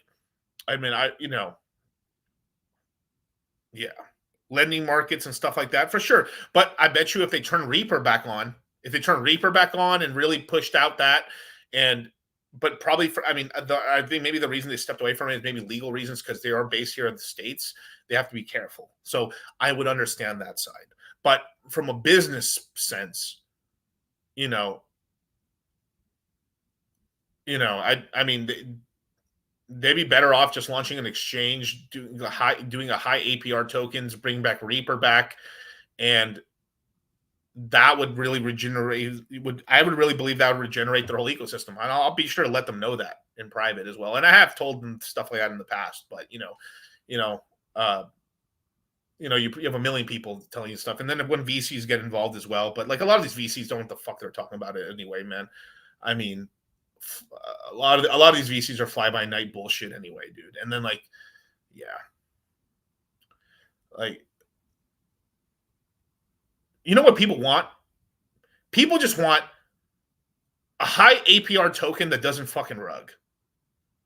That tries to like pump or like tries to maintain. That's what people want. People are like, oh, fuck yeah, I'm earning some nice, decent income. I mean, that's what people want. I mean, let's be frank. People want action. And like what made DeFi Summer was so hot is you had these high APR tokens, and then you just got to have non-greedy fucking founders now rug the tokens and not do all that shit and not have retarded whales. And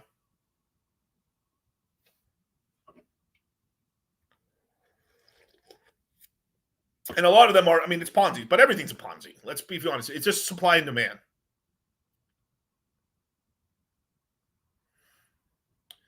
Beavis seems to be the type of very careful type. I don't think he wants to play in the great, but he did already. Like what? Why? Like bro, I'll talk frankly, like we're friends and shit. Like, and we are. I believe like we're friendly and stuff. I wouldn't say like, hey, what's up, pal? Right? But like, he did already. What are you talking about? He 100% did. Like they did. They had Reaper. They even made a stablecoin, which if there's one thing I don't know about making a stablecoin, bro. That's how people get killed, bro. Sipping the tea here a little bit. This is what got you to the rodeo. What got you to the rodeo?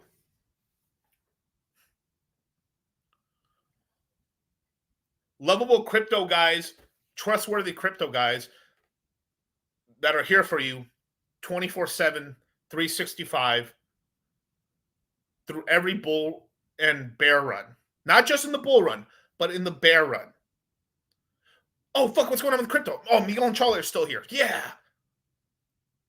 Pillars in that's what we're known for. That's what we are. I mean, like it's like, oh, like I hate crypto now. I want to get away from. No, it's like that's what it's like. I'm not gonna be ashamed of. It's like me being ashamed of like. So how did you start popping off? Well, I was in crypto for a long time for a long time. Or like, how did you make your first money? Well, I was a landscaper. As a Mexican, aren't you ashamed? I was like, no, that's like being a very highly successful fucking. Like, it's like I'm one of them boys and I'm a highly successful investment banker. You know what I'm saying? You know what I mean? It's like Every fucking beaner is a landscaper, and then you made it to the top percentile of that. So that's pretty fucking good. Buy, sign, all, you know. But like sometimes we've got to talk frank though. I mean, it's real. It's some real shit. You know, it's really shit. All right, so Bryce, last cycle I put 100K into XRP at the top. You were right. Men are retarded until they're 20. Yeah. It's just, but to you, it's also first cycle. You're learning and stuff. Now you're getting the okay. I'm starting to understand how this is going, and we haven't because you saw like Bryce. You saw how hot it was you saw how hot the fucking skillet is at the top. We're not there yet. You know, how much pulse chain would you need to get 100K? I mean, what's the current price right now? I like 10K. 10K. If you just went back to its old all-time high, 10K, maybe fuck even 8K would probably get you that. If it goes back to like you know, at the top, a billion pulse chain was $340,000. So right now, you can buy a billion pulse chain for about like I think like $38,000. So you can buy a third of that, and if it goes back to the all-time high, which I believe it will, over time it will. There you go. That's 100 G's, I believe. But like, let's answer some super chats, you guys. Let's get into super chats. Sterling with a $2 super chat. Boo rolled out their map for the next 6 months. Let's go. Hell yeah. We talked about it in the beginning of the stream. And if you guys missed it, go after this, check out the beginning of the stream. We talked about all the Boo updates, the speculation. There's a lot of alpha. There's a lot of stuff in the stream, but from the my announcement of investing into I'm going to be investing into K, and I'm doing it. I'm telling you this before I even do it. I just thought about this. I've been mulling it around, and I was like, "Fuck it, I'll tell the play. I won't keep it to myself." And hopefully it works out and stuff. You know, do your due diligence. You know, this is a risky play, but I'm going to take a shot at it. Just like I took a shot at Pepe, just like I took a shot at that. I mean, you gotta throw some buns in the oven, man. All right, we got Jim, gymnasium, I guess. Yeah, $5 super chat. When the FA and TA line up, you know you've got a good play on your hands. I'm taking notes. Thanks for the free sauce. Always, brother. Always. Amir, what's going on, brother? When you coming to Vegas, bro? $5 super chat. No second best. Just follow Hexo Cristo steps, and you'll make it happen to the promised land. That's right. That's definitely true, man. May your only pain be champagne. That's right. We got Ken Johnson with the $5 super chat. I have 50K going into the market in 2 months from now. Do you think I will catch these lows 2 months from now? I do. Look, we have not seen the final dip. I do believe I still have some big dry powder stored away if we get a massive dip. Like some geopolitical stuff could still happen. We can get a little shakeouts and stuff like that. So it's very possible we could retest back $49,000 again, or 52,000. It's totally possible. We could get Iran doing some fuckboy shit. We get North Korea attacking South Korea. We could get China attacking Taiwan. We could get just stupidness. We like my biggest like no one talks. I just thought this was hilarious. Poland attacks Germany. I found that really funny. Like I had this dream that like Poland actually signed a treaty with Russia, and then Poland attacked Germany, just because every fucking war, Germany attacks Poland and they get cucked out, and they do a very valiant effort, but they get sneak attacked all the time. This time, like, no, not this time. I ain't going down there like no bitch. And shout out to Warsaw, and they they attacked Germany first. That would be hilarious. I mean, it's not funny, but like, it's kind of laughing now. But it's just kind of like, historically speaking, as a guy who really appreciates history, it's kind of like, it would be kind of interesting. Imagine if you actually have the resurgence of the Polish Empire again. Interesting. Shout out to all my Polacks. The simulation is broken if that happens, bro. I know, bro. If I fucking call that shit, I don't want to hear it, bro. I'm a soothsayer, bro. I'm out here, bro. I'm a dream walker. I've taken the spice, man. Whew. Beautiful, man. But I'm a quarter Polish, quarter German, quarter Chilean. Whole lot of man, brother. Israel is being attacked by 3 countries at the moment. The U.S. is about to roll up. Yeah, it's a bunch. Well, but they're also doing a bunch of fuck shit too. Like, it's just a lot. Like, it's just so hard to like, bro. It's just like I don't know how many more like I just like. Look, the governments are evil. The people aren't. Like, Israeli people who live in Israel, both whatever religion, whether Jewish or Muslim, right? They don't deserve that stuff. They really don't. Like, really, like most of these people are good people. They just want to be left alone. They just want to prosper, live good lives. And I think that's what's beautiful. Like, I really think it's just like these governments are just power fucking hungry. And of course people want to they could share the West Bank. Let's just be fucking honest. Like, they could share it, dude. Like stop it. They could share it. And let's be honest, like most of that land was mostly let's just be honest, it was mostly Muslims.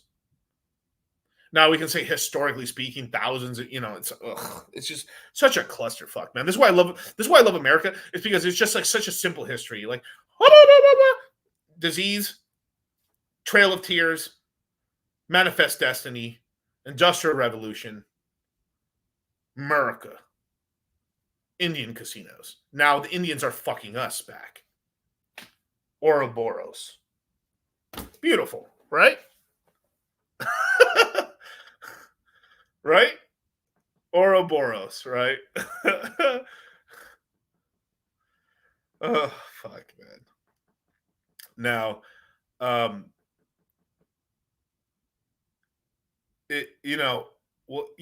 bros, no, United States is not going to fall. And they make it more retarded, but the rest of the world's getting retarded and stuff like that. But let me see if I can show something. Like, I saw this on Twitter, man, and let me see if I can make this a little smaller, actually. Let me see if I can show it. Where did I see it? Oh, I actually may have actually.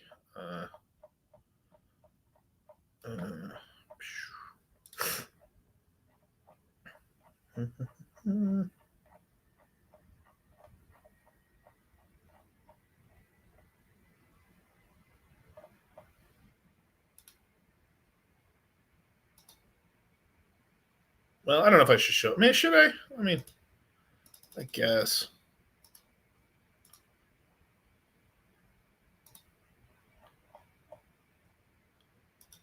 Let's see what my boy GG33.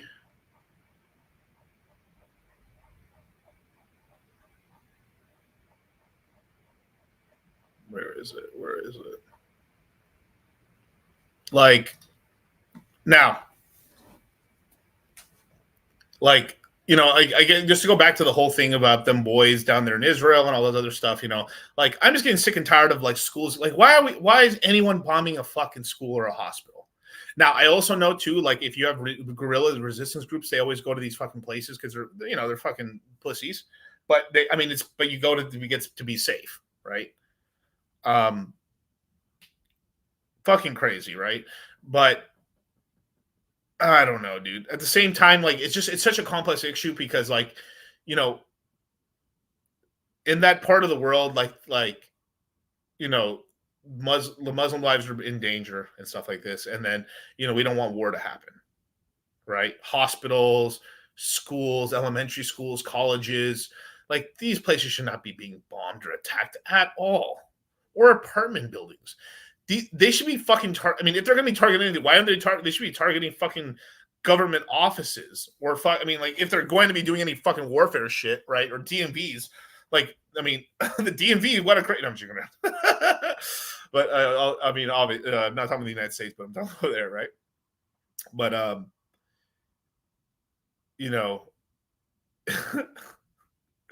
freaking funny. But that's kind of how it goes, right? But if I'm being really real with you guys, man, like, I'm pretty, like, I'm pretty laissez-faire. Like, I really like, I don't mind, like, whatever religion you like or whatever. As long as it's not fucking some retarded shit like sacrificing or killing people or anything that's fucking borderline retarded. Cool, do you, bros? But, like, you know, America is pretty much a Catholic Christian nation for the most part. Sure, we have like Baptists and we have Mormons and eventually I think they'll take out the Scientologists, but like, but you know, it's getting a little like we had like kind of like a kind of a, you know, and I'm friends with a lot of Muslim guys and stuff, and we're homies and shit, and even they're saying like, yo, some of the guys on social media on the Muslim side are like saying pretty fucked up shit basically as well, you know, like I saw this I saw this the other day, man, like on and this is kind of the shit I'm talking about right here, like, you know, shout out to GG right here. He's Sneeko. Really? He's Sneeko's manager, and you know, I think Sneeko converted to Muslim or whatever, and I've met Sneeko a bunch of times. He's a good dude. Pretty quiet when, you know, in person he's pretty quiet and stuff like that, but good dude. And some of these, like, it's almost like some of these Muslim clout chaser guys are just like saying pretty fucking like stupid shit basically. Like it's pretty crazy, bro. It's like it's getting as like if you're like kind of like, oh yeah, cool, good for them, and then like you just, I mean, it's borderline retarded, yes, sir. I mean, like, let me listen to this shit. What's worse, having sex with a man or believing in Jesus as a God? Believing in Jesus as God is worse. Really? Yeah, of course. Because what's worse, having gay sex with a man or believing in Jesus Christ as your Lord and Savior? Huh? I almost think anyone wearing this shit is goofy as fuck. He best be Egyptian. I don't know, bro. Like, now I think they're talking about it, and just to be fair, I think they're talking in context if you're actually Muslim in that, like, but still, wild shit to say. When like that's like the most quoted person in the Quran anyway. You know, like, you know what? And like, this isn't the only clip. There's a couple more clips of just wild, outlandish shit. Like what? What's worse, having sex with a man or believing in Jesus as a God? Believing in Jesus as God is worse. Really? Really? Even Seagull's like, yo, what? Bro. This is what I'm talking about. Like, it's like they're shooting themselves in the foot here. Like, you know, it's like,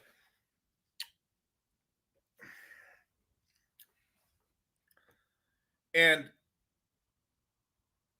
you know, I gotta give a shout out like to like the King of Saudi Arabia and stuff, because if we're being for real, who really runs?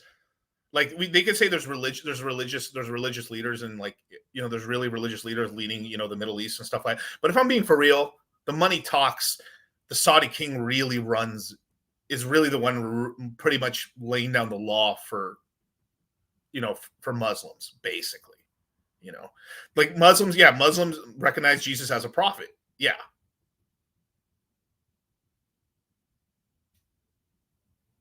It's all, dude, and this is the thing I'm talking about, bro. This is why I try to stay away. Look, you can't, bro. I'm telling you, you can almost not convince anybody about religion. If like I'm gonna be the most realist shit about you, it is. I have an easier time converting you into a different coin than you switching religions.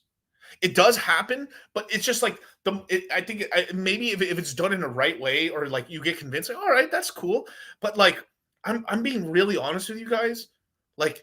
The reason I stay away from all this shit is just like, because anyone I just talking too much religion, even if I part of me, look, I get PTSDs because look, you know, we all do this. Well, right? Well, right? Well, that's like, we are pattern recognizing machines, aren't we? Right? Okay, cool. We're pattern recognizing machines. And we come to conclusions, and this is what we do in crypto. This looks like insider trading. Looks like money might come back in. Let me put some money into cake. And doesn't it sound? It just sounds ridiculous. I'm putting a bunch of money into Pancake Swap token. Think about how stupid that sounds.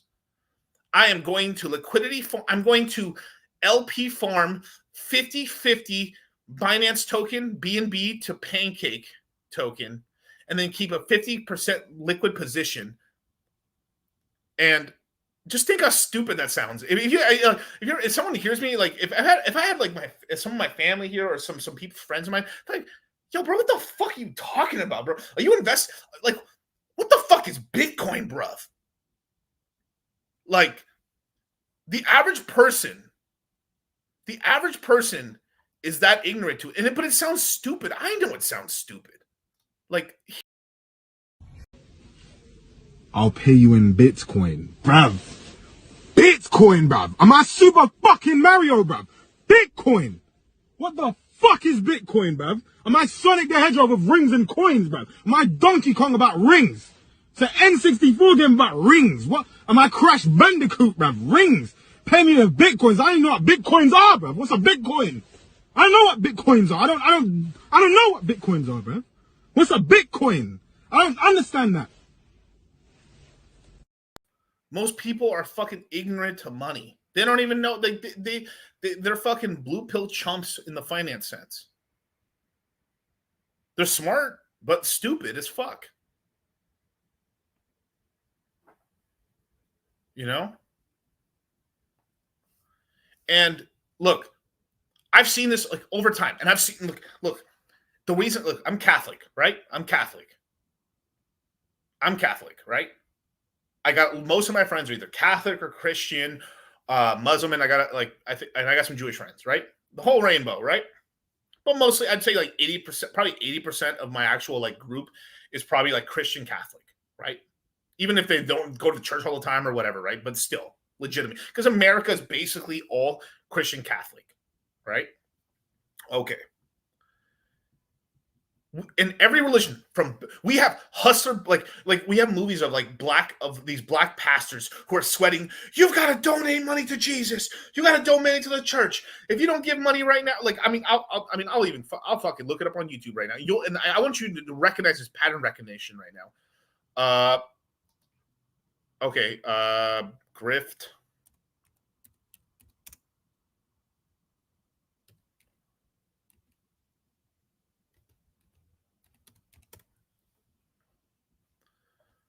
Yeah, let me see. Grifting.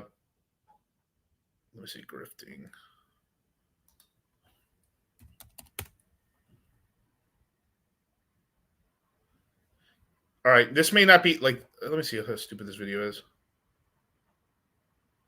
Right there's people who who use religion to like. This is the shit. This is one of the oldest grifts in the world. People use religion to take advantage of people, to take their money from them. Right?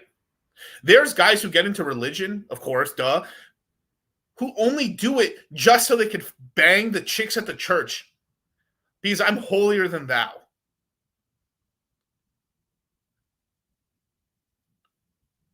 And all of us know now. And then here's where the chest is. Just because there's a couple bad apples, of course, yeah. There's really is good people out here, of course. But we have to know this isn't human intent. This isn't human psychology. This is a Jewish, Muslim, Christian, Catholic, Mormon, Scientology. What's the common denominator in all this shit? Human, right?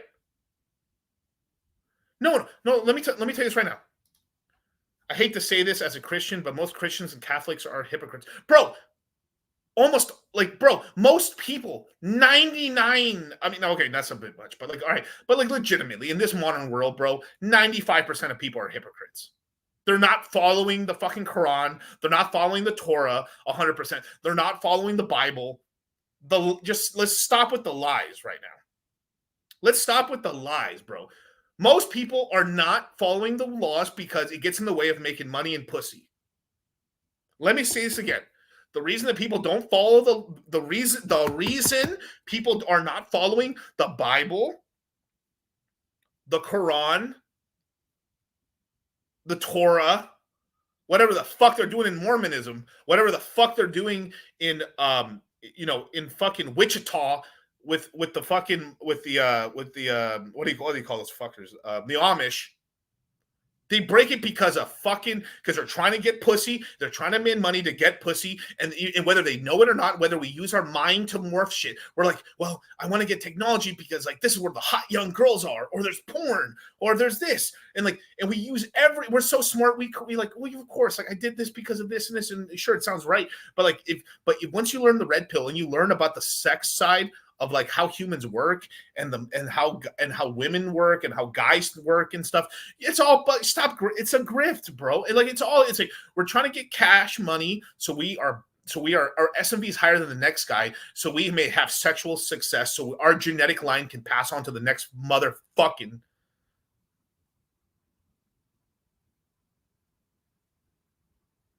line. Right?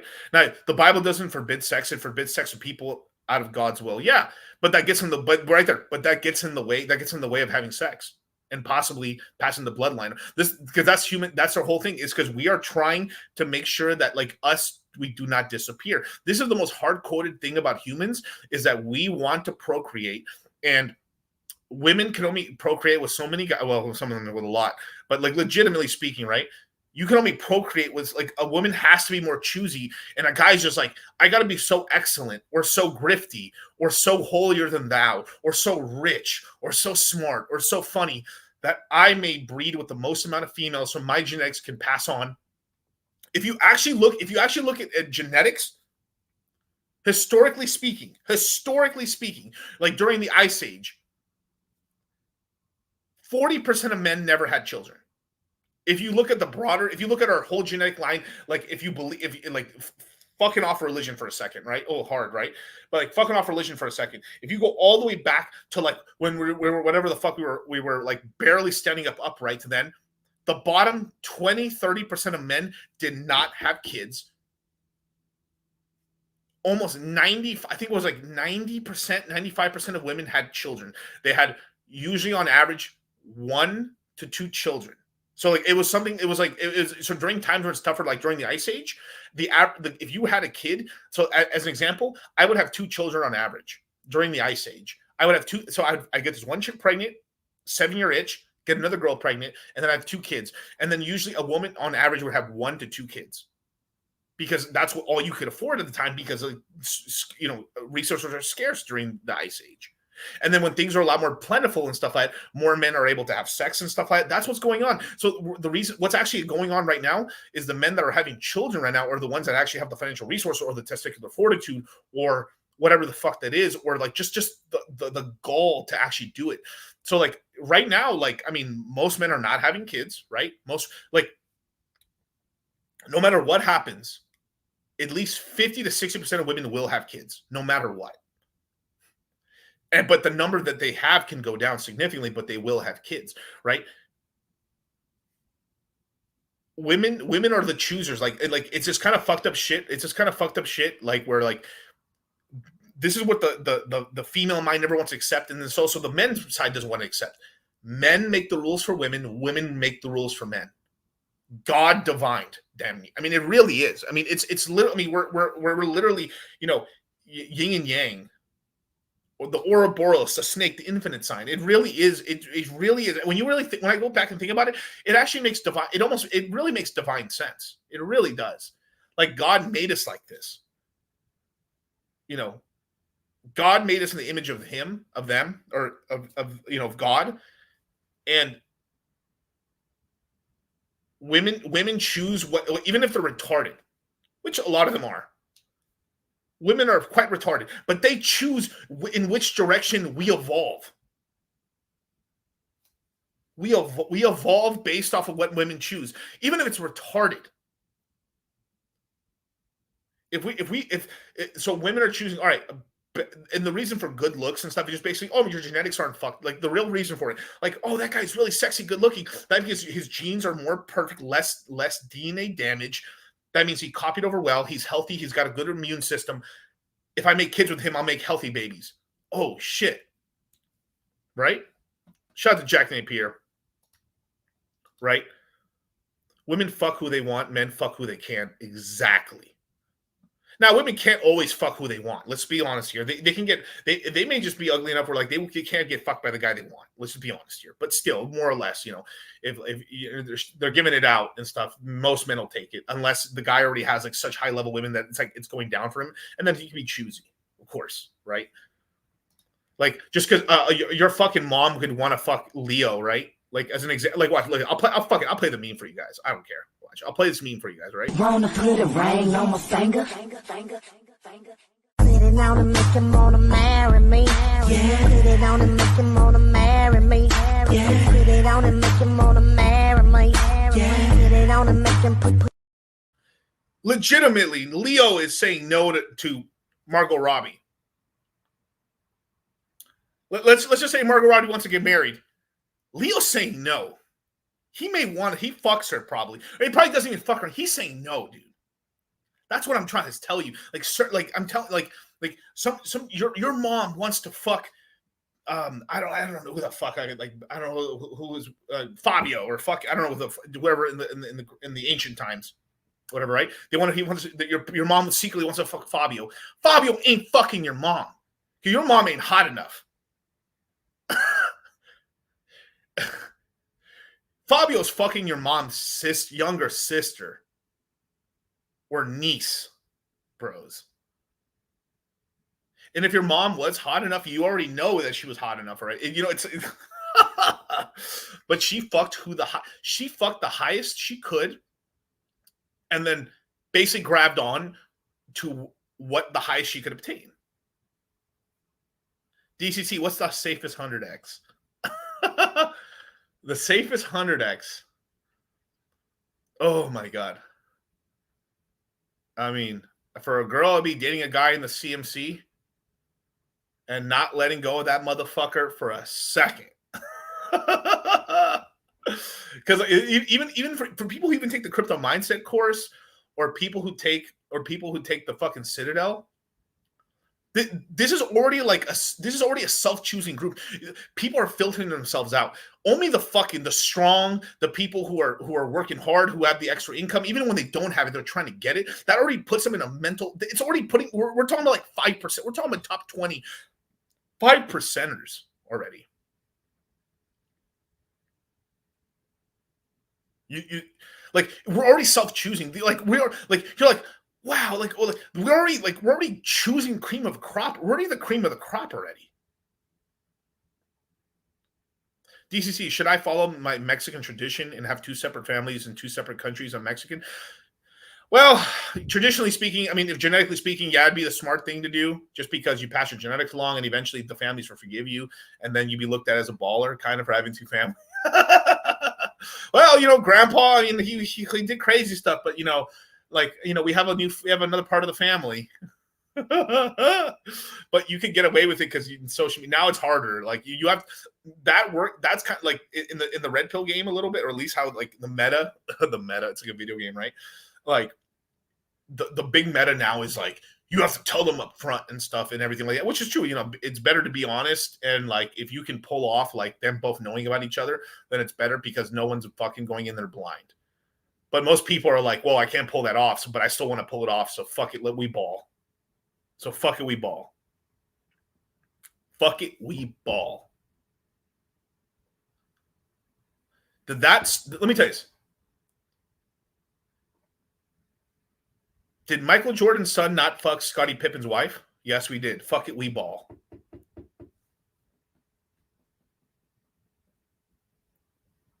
Right? And this is why it's so important. This is why we talk about the red pill and we talk about like finance and stuff, because we're trying to like once you learn this side, you start it literally the red pill helps you figure out like basically how individual humans operate on the sexual marketplace. You just got to not get so like stoned out about it and stuff. Yeah, real bad, man, if you have two families.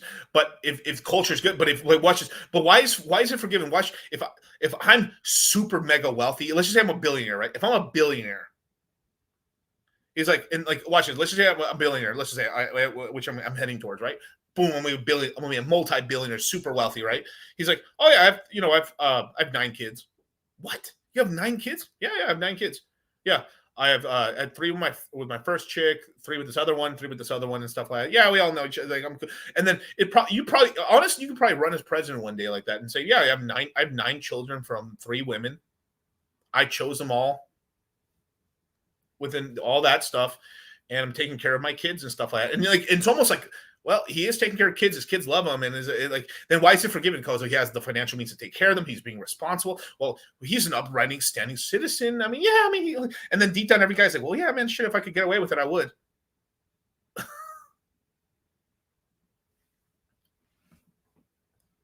Yeah, top 20% is in the hard when you're in shape. Definitely. I mean, just not being mega fat is already like putting you like top 40. Shit. Even not being a string bean. Like being able to bench 225, you're already out here. Let's be honest. Like, people still like Elon. Elon, how many kids this motherfucker got? There's no way he got them all from the same baby mama. You know. It's, you know. God willing, if I hope, that'd be awesome. I'll do good things with that money. But let's see. Jesus forbids promiscuity. We got to control ourselves and be patient. Yes, but what I'm trying to explain is that people, whether religious or not, they break these fucking rules because their genes or whatever the fuck their secret ambition wants them to. And that isn't really like it's more like you want to do it. You want to do it, right? It's just like we have the frontal cortex, and then we know, like, hey, you know, this is probably I might fuck this shit up, or like, and then too, I'm telling like deadbeat motherfuckers, like, I know and there's some fucked up shit. I personally know, like, quite a few guys from my hometown that are, you know, good looking dudes, really good at talking, tall guys that have like 3 baby mamas and like 6 or 7 kids and are fucking losers, effectively. Losers. Absolute, like, losers. They're on drugs, their teeth are all fucked up. But, you know, they have the gift of gab. They're semi good looking, and they trick some dumb bitches into it. Like shame on you, second one, shame on them. And then the third one, fucking pendeja. And the fourth one, there's no, like, literally, I remember, like, on a couple of these people that I know, like, by the third baby mama, other women were telling that woman, well, you're just stupid as fuck. We told you, dumb bitch. It's not even like shame on you, bro. It's like, bitch, you're stupid. You know, when it's like collectively, the entire town and friends went like, well, you did it, bro. Like, that's you. We all told you. Like, there's almost no sympathy. And it's does it do talk about crypto? Go back to the beginning of the stream, motherfucker. Yes, I do. I give away a fuck ton of shit. It's just I talk about whatever the fuck I want to talk about. This is a red pill of finance show. And if you don't like it, get the fuck out of here.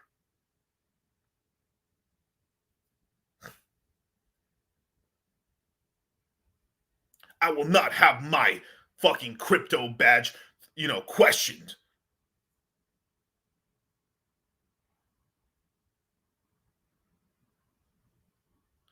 You have to have your life straight. You got to get your money right. You gotta not fall for this shit. Like, and then I'm telling you, this is choose your own adventure. This is choose your own adventure. You like what me and Charlie are doing. We have actually talked about doing we're going to do a flash webinar to the guys in the crypto mindset course about children with dynamite.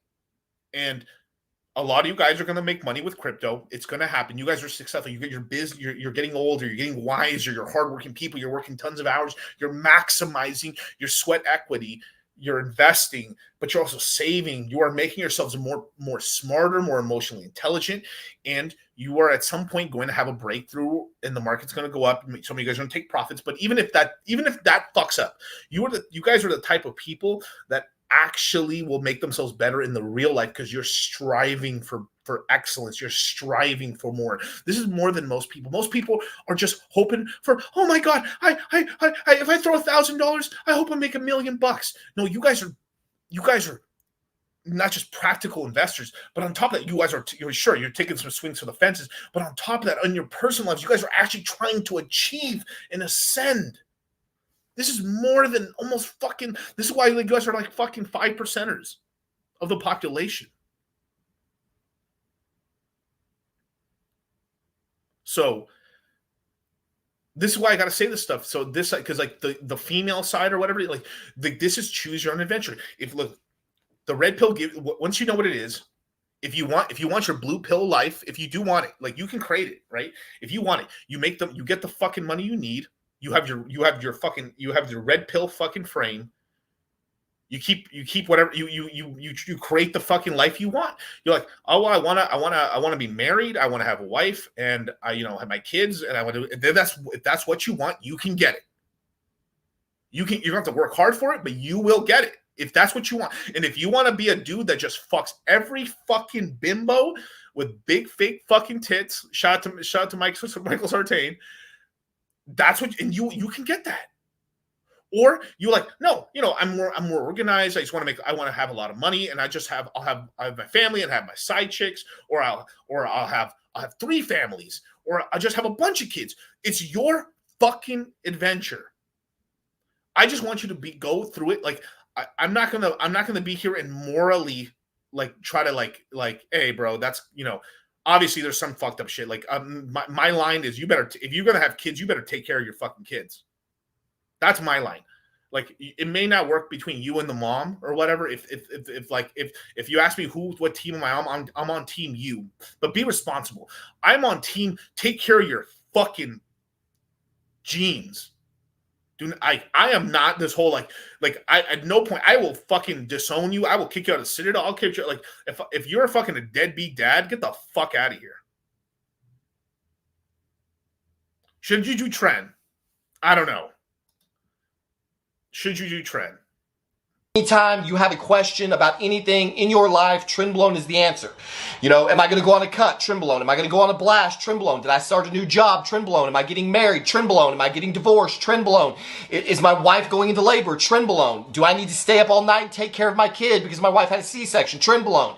My dog died. Trendblown. What happened? I bought a new car. I'm nervous over the payment. Trendblown. I'm thinking about buying a new car. I don't know which car to buy. I'm concerned that the salesman might try to hustle me. Trendblown. Basically, any situation in life that you could possibly conceive of, Trendblown is the answer. So what did I turn to in my deepest, darkest days? Trendblown. That's what I did. I turned to Trendblown. When I was not being able to get more than 7 hours of sleep, when I was showing up to work a half-dead zombie, when I was coming home at night feeling cracked out and miserable and tired and not wanting to interact with my children and not wanting to do anything with my wife and just wanting to go to bed immediately after dinner, what did I do to resurrect myself from the coffin, from the grave? How did I rise again? Trendblown is the answer. In the Garden of Eden, Trendblown was what God told Adam not to fucking partake of. He said, you can have anything else in this garden, anything. But if you eat that fruit over there, it's going to cause your fall. It's going to make you realize all the things about yourself that I don't want you to know. Coincidentally, Trendblown was originally prescribed to women. See, that's a little parable, isn't it? So who was the person in the Garden of Eden who got the Trendblown first? Eve. Just like they originally prescribed it to women, Eve got the Trendblown in the Garden of Eden first, and she was like, boom, holy fuck, this shit is good. I feel like a savage. I don't need these skin coverings. I'm gonna let this pussy out. In fact, I'm gonna take this pussy to Adam and let him knock the dust off of it. So she goes to Adam and says, dude, you got to get this in you. Partake of this fruit. It is very good to eat. And he did, and then they fucked like jackrabbits. And God was very unhappy about it because Trendblown makes you a god. That's what it does. It's the God hormone, which is why God didn't want us to have it. Look, if you guys want a quick crypto update, here you go. DCA lightly into your main L1s. Buy some Solana, buy some Ethereum. I'm going to do a risk play into I'm going to buy some cake token in the speculation that CZ is going to get out of jail at the end of September, October. Also with interest rates cutting, balance sheets, a lot of macroeconomics because a lot of you faggots don't care. You just want to know number goes up, right? And you guys, you'll know who that pertains to, basically. So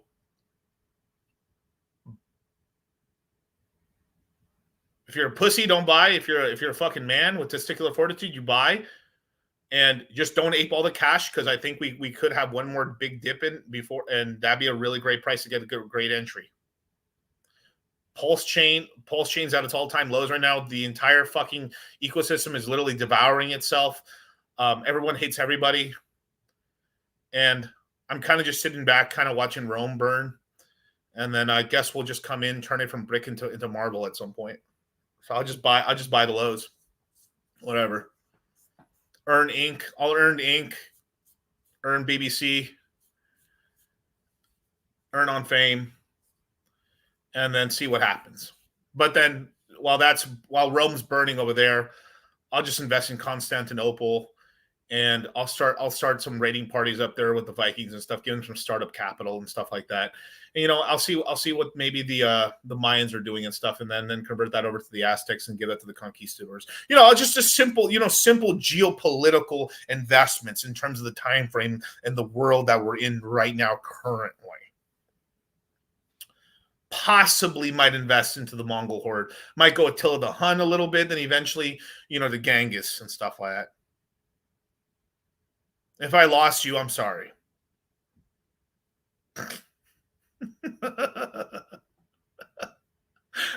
Invest in Turkey. Yeah, no, I'm investing in Turkey. Yeah, dude. Oh my god.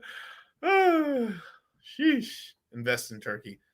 No, I probably would actually invest in because I know every guy's flying down to Turkey to get cosmetic surgery for their hairline or teeth, but it's probably people are either but teeth are cheaper to get done in either Mexico or Latin America, less dangerous and stuff like that. But the hairline one is guys are so I'm going to Turkey. Yeah, I know they might be going to war. There's some crazy shit's going down, but I'm going to Turkey, bro.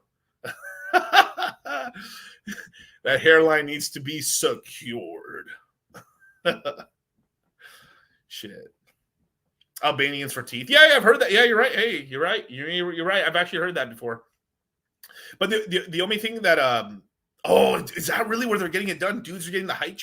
I only heard of them doing that down there in Florida, not in Miami, but Orlando. I heard that. That's crazy. Where they basically break your femur. They basically extend your leg out so it's slightly broken, and then essentially it heals together, and then they pull it more as it starts healing towards itself, and then you can gain 2 to 4, 5 inches, but then you're literally kind of crippled for a whole year, and then you're walking funny, but eventually after 2-3 years you're you're walking semi-normal and you're taller, so then bitches like you, and then it's easier for you to pick up mid bitches, and then you can propagate into the future. I'll stay 5'5", yeah. But some people, shout out to fuck, man. Shout out to oh my god, I guess rest in peace, Rich Piana, man. 5%ers, baby. You got to do what you got to do. Some people do what they have to do, man. Dental work, yeah, dental work's really important and stuff like this. I got my natural choppers in, but you can always get shit fixed up and stuff. I don't want to get veneers or nothing like that, but tons of guys get veneers. You know what scares me about veneers is I've only seen a couple of them done right. A lot of them eventually just look like you have fucking white chiclets in your mouth and they look super fake. Even guys that I've met guys here in the social media on Miami in person and stuff, and their teeth look super fucking fake. Super fucking fake. But I've actually seen like the real thing. I mean, like it'll probably be expensive as fuck. You probably need to go to Hollywood and just go where the fucking those Hollywood guys go to get their fucking teeth done to where it looks natural and looks good, and that's probably legitimately what it is. You know, no way this is real. Yeah, that's real. Yeah, oh yeah, that's real. You can also get surgery on Theophilus. Oh my god, bro. You can also get surgery on your penis and extend it to check out. What the fuck? No, I know, like, bro, I'm a novice. I have no idea what the surgery gave. That's fucking crazy, dude. I have heard. I do remember, like, a long time ago, I heard about this, like, where like they would cut like some fucking like nerve in your dick, and then basically you'd be able to get an extra inch, but then your dick, like, you'd be hard, but your dick wouldn't go up. That was like the drawdown. So you'd have to like literally manually always hold your dick up. Oh, bro. But like this is like men surgeries is so new, dude. It's like a new meta. It really it's not, but it is, because like men don't do makeup. I mean, like, you know, men don't do makeup. Men do like, it's fucking hilarious, dude. How do you know this? Well, I've been in the red pill forever. I mean, bro, they talk about jelking and like, bro, you guys weren't in the trenches, bro, back in the day. Like, I didn't like, bro, you guys like, oh my god, what is the name of?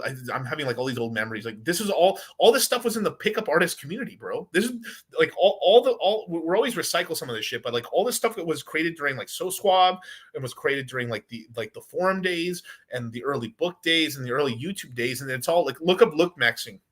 Watch, look, I'll show you guys, bro. Like, I'm a 33 life path. I'm a teacher. I'm here to teach you guys and improve your lives. Watch, looks maxing. Right? Boom. Let's go. I mean, shit, I might as well be just Twitch streaming at this point. I get fucking kicked off. Look, you guys need to look at this. If you got looks maxing, I actually think some of this is actually useful. I actually really believe some of this is actually really useful and stuff like that. Except, but the thing is just like, you know, I don't know. I'd have to find one that's actually useful, because some of these, I wouldn't have to. I could compile a video or two for you, and that's pretty useful. Let's see. I don't know. I probably have watched one of these in the past and stuff, but this one's. Oh yeah, I think I've seen this one. This one's not bad. This one's not terrible. Right here, and it's even got animated for you guys who are having trouble. This one isn't on point fresh. You can probably watch this one. This is not terrible. Is there any other ones? There's also this other channel that makes me laugh so much. I'll probably find it for you guys later. I'll put, if you guys really want this, I'll get you guys for the Citadel. I'll post some other ones and stuff. Like there's if you really want to get blackpilled in this shit, like there is a channel called like Face and MLS, I think it's called. And so you all like, it's actually pretty cool, because you actually now you have to be going on it with like, don't get all sad and shit, but like there's channels where they show you like scientifically and everything why like someone's actually good looking in the jawline and like low body fat. You know, everyone knows the low body fat part, but like if you're chubby, there's hope. If you're super skinny and you're ugly, you're fucked. You can get a little better if like you're better off chubby and ugly. Like there's hope. It's kind of this weird fucked up shit where like you're like if you're kind of chubby and like oh, you're not bad looking, but you're chubby right now, you could be a Chad. You like there's like room to go up. But if you're super skinny and you're fucking ugly, god damn it, bro, it's like hard. I mean, you'd have to like get fat, gain a bunch of muscle, and lose weight to increase. It's a tougher road for you, basically. Which is, you know, most guys are not ugly. They just have to lose weight, and they're like they're like more or less attractive. Where like there's some people who even naturally are like already good looking. So like it's really cool with like some of the stuff like they show like why people's jawline are good at. Like I could probably look it up. Looks maxing jawline.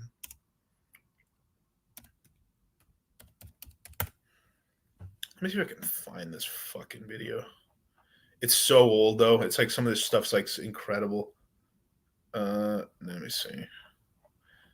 I think he stopped making videos a long time ago. I just remember he just was super hilarious at editing. Makes me laugh. Jawline.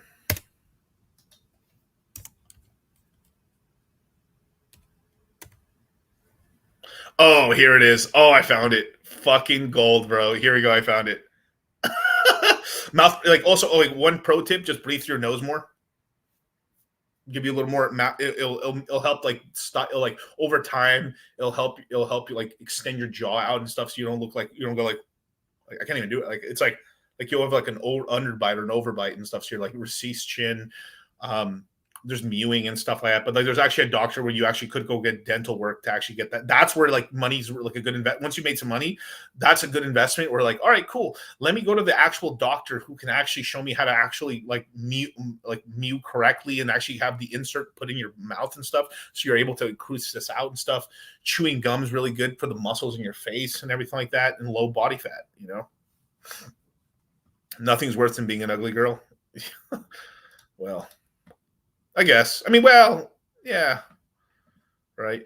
But like, okay, here's the channel. So this guy right here, this is Face and MLS. I don't think he makes videos anymore, but like this guy is the fucking GOAT when it comes to like I fucking watch this shit just to laugh because he this channel is incredible. I mean, like, let's see the last video they did 3 years ago. So they've stopped already, but like this is a treasure trove of fucking gold, bro. He always like shits on Eurotrash. Fucking hilarious. Like it's a great channel.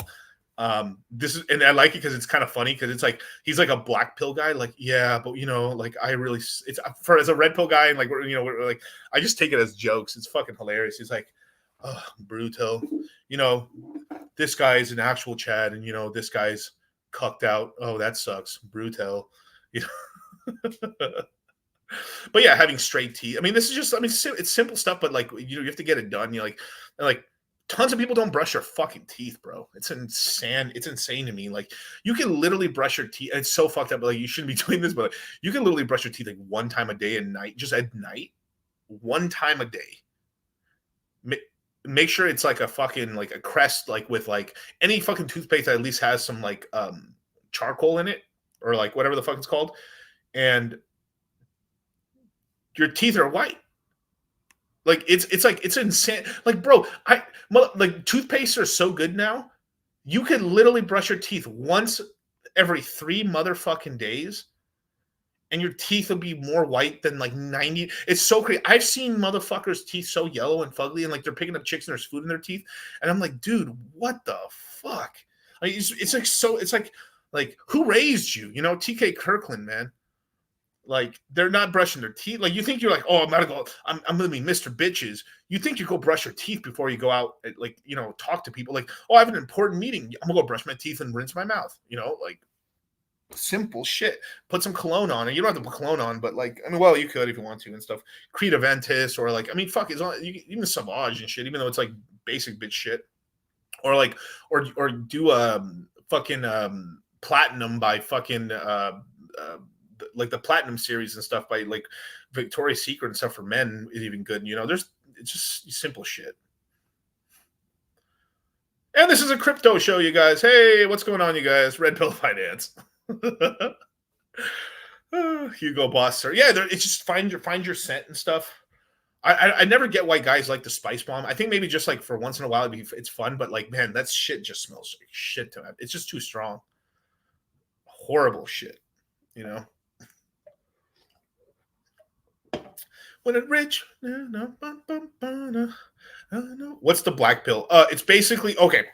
The black pill is basically people who learn about the red pill and like how women really are, and they either a very small percentage of them, like 5 or 10%, just basically get very depressed about how the reality. It's like you took the red pill and you learn about the Matrix and you get super depressed and you basically never get out of depression. You basically give up, and then the other 90%, 95% is like, oh no, I'm ugly. Now I understand I'm ugly, and there's nothing I can do about, like, which is false.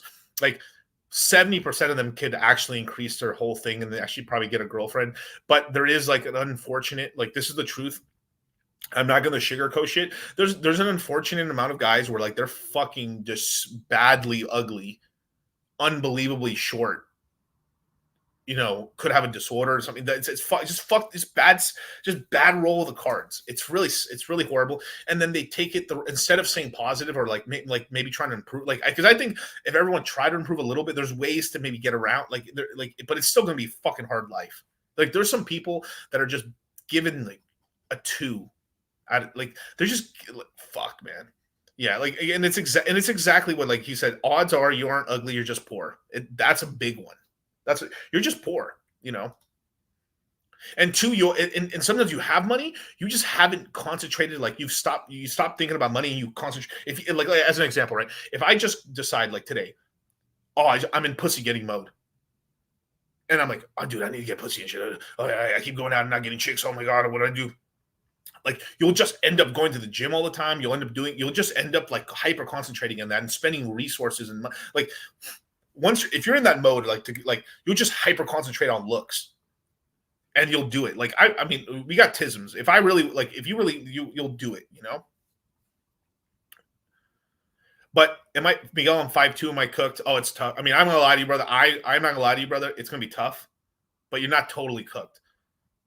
You have to leverage being funny, fame. You have to get your money up, be in really great shape, but it's tough, bro. 5'2" is like, fuck, bro. Damn, that's tough. But I ain't giving up on you, brother.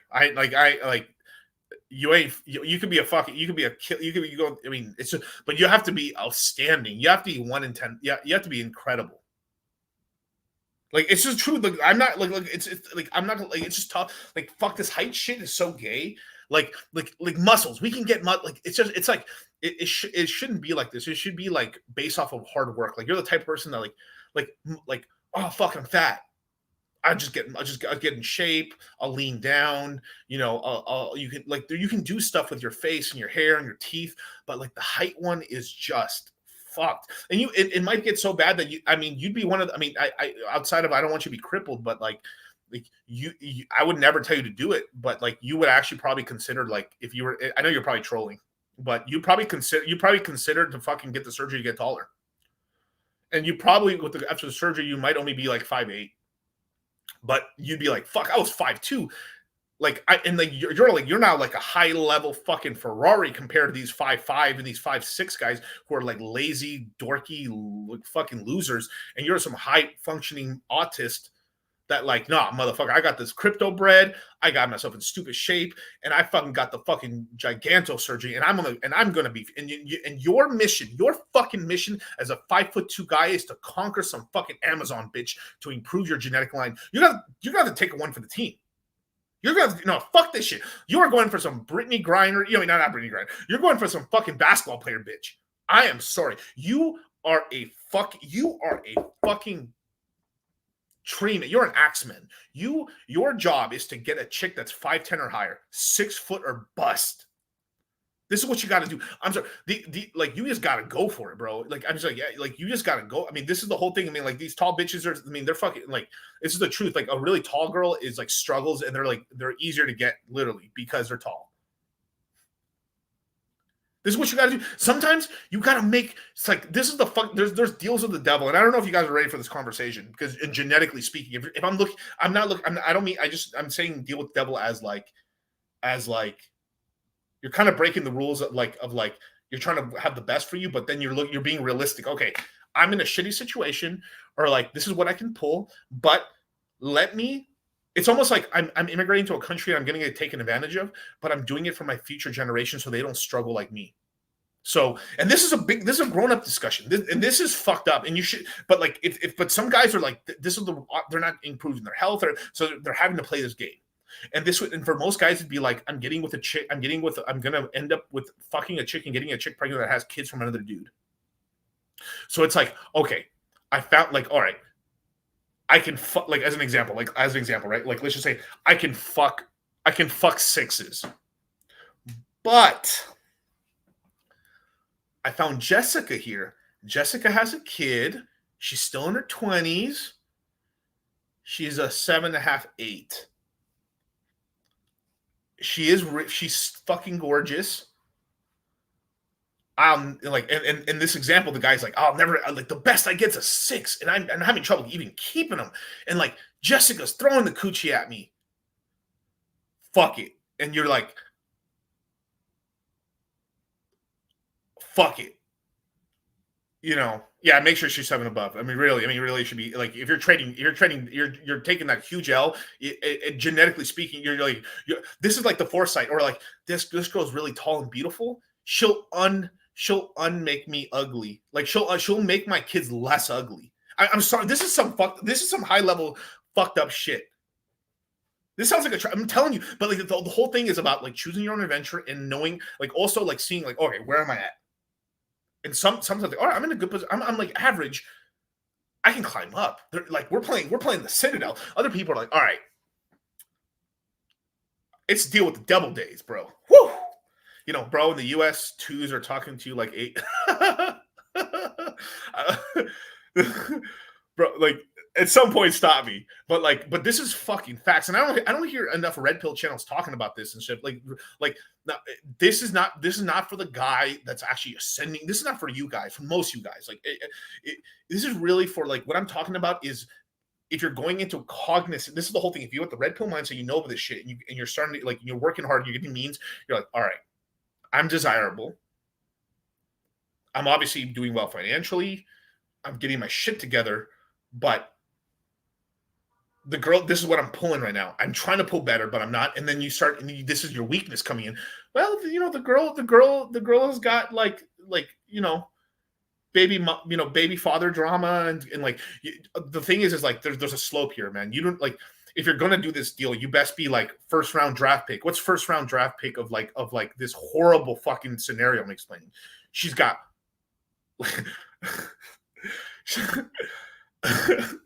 all right, she's got a kid, but the father died. So she wasn't a hoe. The dad died. And like, that's the best. She's a widow. She's a widow. The kids and the kid's super young. You met her and, you know, you swooped in there. You know, that's literally like first round draft pick of bad.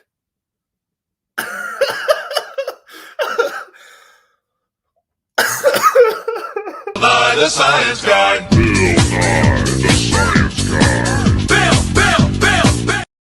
Bill. Woo!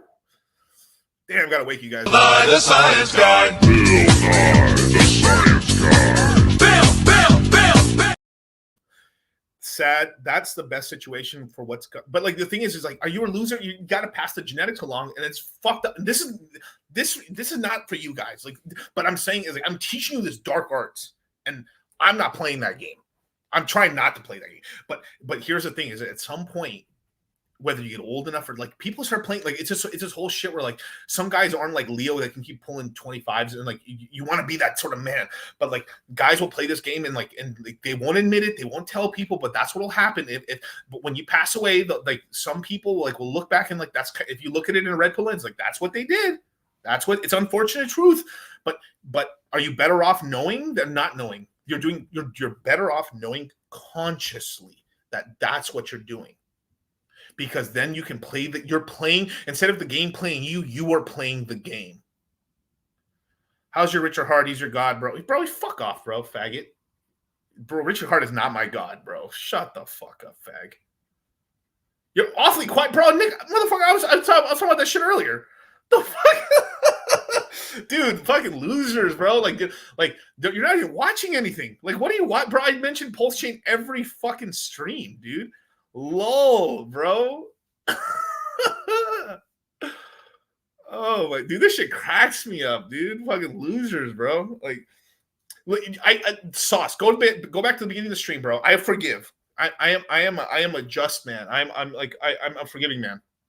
Go to the beginning of the stream, skip about 10 minutes just because of the memes, right? 10 minutes, a lot of sauce in there. A lot of sauce. I talk about all kinds of coins, overall market, a lot of geopolitics. I talk about interest rates going down. I talk about fucking BNB. I talk about some new plays I'm doing. I'm talking about DCing in the Pulsion ecosystem. I'm just sauce for fucking days, bro. Because I know you're coming at me because your life's not going good. You're hurt. I know you're hurt. I know you're hurt. Like who only like outside of just like someone like you're just fucking with somebody. Anyone who's really out here. No one who's actually successful and really busy is spending time trolling outside of maybe like I could see I could see someone just doing something to a friend just as like I'm like as an example I go if I were to go on Angry Twinkie stream or I'd go on just as fucking around like, hey what's going, it's all going to zero, right? That's a joke, right? But like anyone coming in the chats with analysis because shit's not going good in their life. They're not getting pussy. They're not getting money. They're fucking fat. They're eating bad. It's worse enough. Like if you're gonna least, I mean, if you're at least fat, hopefully you're doing good. Like you do be good somewhere. Is it all going bad? That's the problem. You sold the bottom. You fucking fucked. You're living with your mom. You're fucking going bald. You're fucking not jacked. No money, no prospects, no followers, no Instagram, no bitches, no nothing. Fuck, man. Get it together, motherfucker.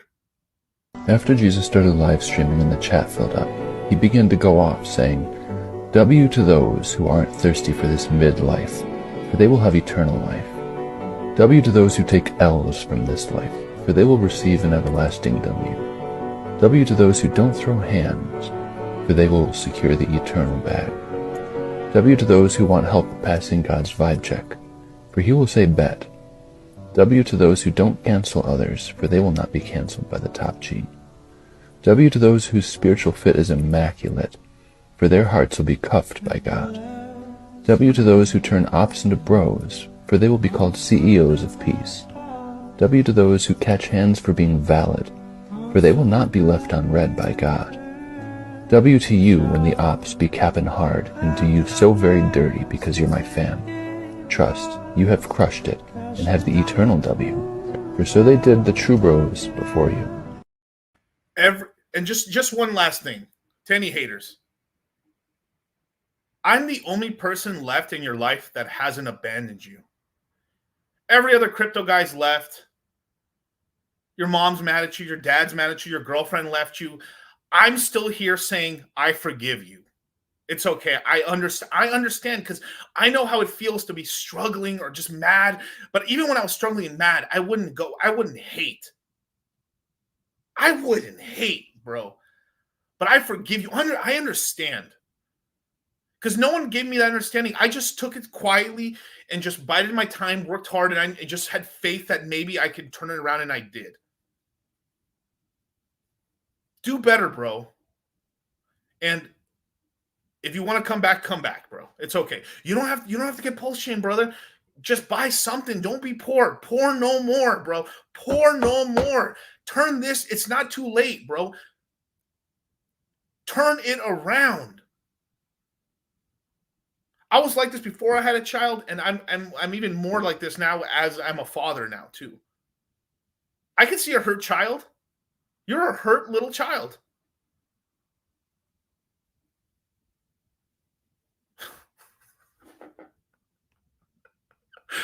Pour no more crypto mindset, man. Slaves built the pyramids. Slaves built the Parthenon. Slaves built America. Slaves, this is your song. Thank you. Slaves. Thank you. Slaves. Thank you. Slaves. Slaves, this is your song. Thank you. Slaves. And you know what makes that shit funny? Is because deep down when we see children, they are the future, they are the hope, because no matter whether they're small or little, they are nothing but opportunity. Children are worth more than women. In society, the highest order. Children are at the absolute pinnacle. We will sacrifice our lives, women's lives, to protect the children because they are the most valuable thing on this fucking planet. They are the most valuable thing because they're nothing but boundless opportunity, infinite potential. And you have allowed yourself to get to the point where you're trolling on a fucking video, bro. Like outside of like, hey, how's this doing or something, like you're on a video trolling and shit. Get it to fucking together, brother. And yo, Enigma is right, man. I speak 3 languages. I speak English, Spanish, and facts. Stone cold facts. You don't gotta like what I'm cooking, but you're gonna smell what I'm cooking, brother.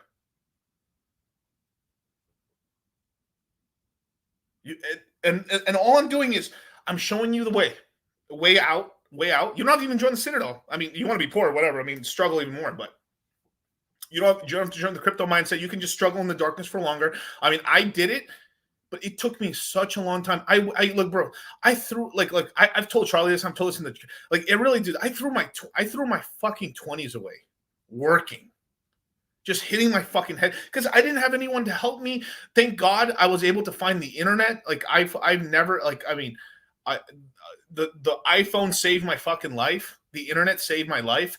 I was able to the University of YouTube to self-educate myself and work hard and believe in God. And you can believe in whatever you want. If you're religious, believe in the religion you want, but at the same time, don't use that as a grift to fucking put it on somebody else and shit like that. And if someone's down, you can give that religious word and stuff to help them up and stuff like that. And it's real.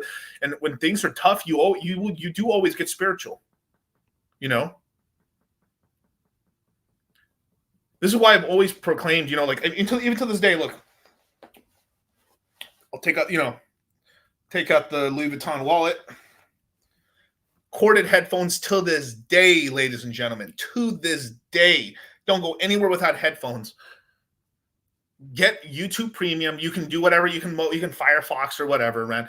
But you should be able to download videos. You should be able to listen to podcasts or listen to videos while closed. Do your research. You should always be trying to educate yourself. Like we're born as children wanting to educate ourselves. We love learning.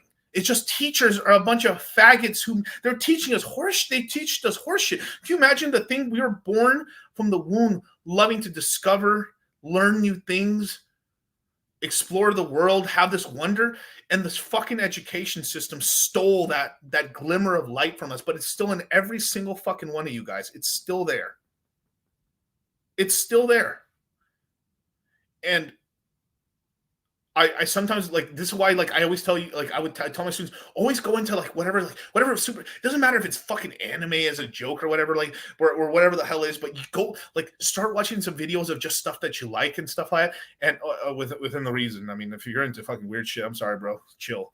But and let me explain too. Corded headphones is because I'm gonna be for real, dude. I've had so many, dude. I am not on this bandwagon. These wireless fucking headphones are trash because they fucking discharge. They one of them runs out of battery first. You can lose them. This shit's recorded to you. They're powered by your phone. They're super useful. I mean, bro, these things this is analog, bro. This is how grandma and grandpa used to do it. This is right here how you can do it. If you look for it, it's there on YouTube. You can self-educate yourself. I would just say do crypto for an hour, go do some fun stuff. I always recommend doing fun, I always personally, when I take a little break, I either watch I'll watch a little bit of an anime show or something like that, then go watch something on history or on population, and then go watch something on economics, and then go back to crypto research or crypto videos, or oh my god, my brain's starting to fry over. And then I go to you go to fun of a go to stuff that's kind of fun and educational. And it's sort of I use that as sort of a sweetener to kind of mold over because your brain gets zoned out from just trying to listen to information. Then you go back to the sauce again, and then you're affecting people are no, I'm not good, but just practice makes perfect. I wasn't able to just listen to all these videos all this stuff over time. It got to the point where I've literally listened for 12 hours straight, nothing but crypto stuff, and was able to do it. I would tone it down some days because sometimes there was just nothing to do. But, yeah, I've lost 2 pairs already. I mean, this is why what ends up happening is that once you find some good headphones, what I recommend, buy 4 or 5 of them when you can. Put one in your truck, your car, put another one in your gym bag, put one in your on top of your counter, put one in utility thing with your batteries. I do that all the time. So there's no headphones and I just go find a pair and let's go. That's where it is. Always have you should always have your headphones where your wallet is.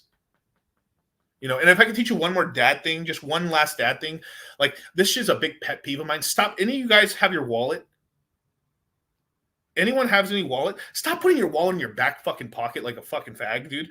Put that in your front pocket. This is how you I can tell a lot of you guys haven't ever traveled or been in a third. This is how you get pickpocketed. Oh, let me leave my wallet right here. Let me put my wallet in my back pocket. This is how you get pickpocketed, motherfucker. You put it in your front motherfucking pocket. Your money's on your mind. Front and center. Forward towards enemy. Front towards enemy, right? Your wallet should be in your front pocket because your money should always be on your mind. Period. Keys, headphones, wallet. Or in Las Vegas, that's the if you're in gambling, like this has become like the gangsterlicious man purse, but like a lot of guys are wearing like Louis Vuittons or Gucci's or the I think Lululemon has one too. Like they have these zip ups and stuff, and there better be cash in there. Like if you're wearing that outside and you don't have like fucking like 30, 40,000 or 20, you better be having some fucking cash in there. Like when you have wallets like this and stuff like you can carry maybe like $8,000 before it's like fucking ridiculous and stuff like that. So like when you're gambling, you need like that's when it's used when you're like, all right, let me carry like 15, 25,000 in cash because you're gambling and stuff. But if you're not gambling, you don't need that shit. Like fanny packs. This is a strap thing right here. Like this is better than a fucking fanny pack, but like, front towards enemy satchel. It's whatever. Sauce. Any news after all this fucking shit? Yeah. DCA, your favorite coin's still alive. Bull run not over. Interest rates coming down.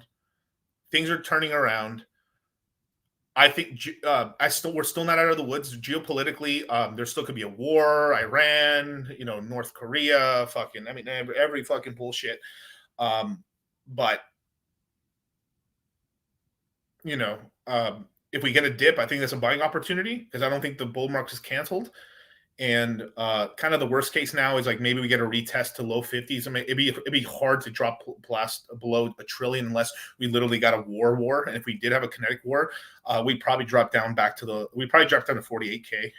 And then big buying opportunity, money printing. They start money printing, lowering interest rates, and then we will see in that world that we're in a kind of a bull. We're kind of in a weird place where we're like in a war or something like that. But hopefully that doesn't happen to war. But like I'm not going to sugarcoat that, Let's get this bread and start our own country, man. Hey, there's a piece of land I've thought about. I'm not going to say the name and shit. I'm not going to say where, but like it's possible. It's not zero, It's not zero. But did I even answer all the super chats? I don't even think. Oops. All right, Mr. Anky Twinkie, $10 super chat. Massive data breach last week, 2.6 billion records. Like, yikes. Name, social media, address, phone numbers, relatives, all grab. Turn on multi-factor. Yeah, change your passwords. Yep. Absolutely. Shout out to Mr. Twinkie. 100%. Be careful, you guys. Odds that RH infuses profits from something when he reaches like. I think it's very likely.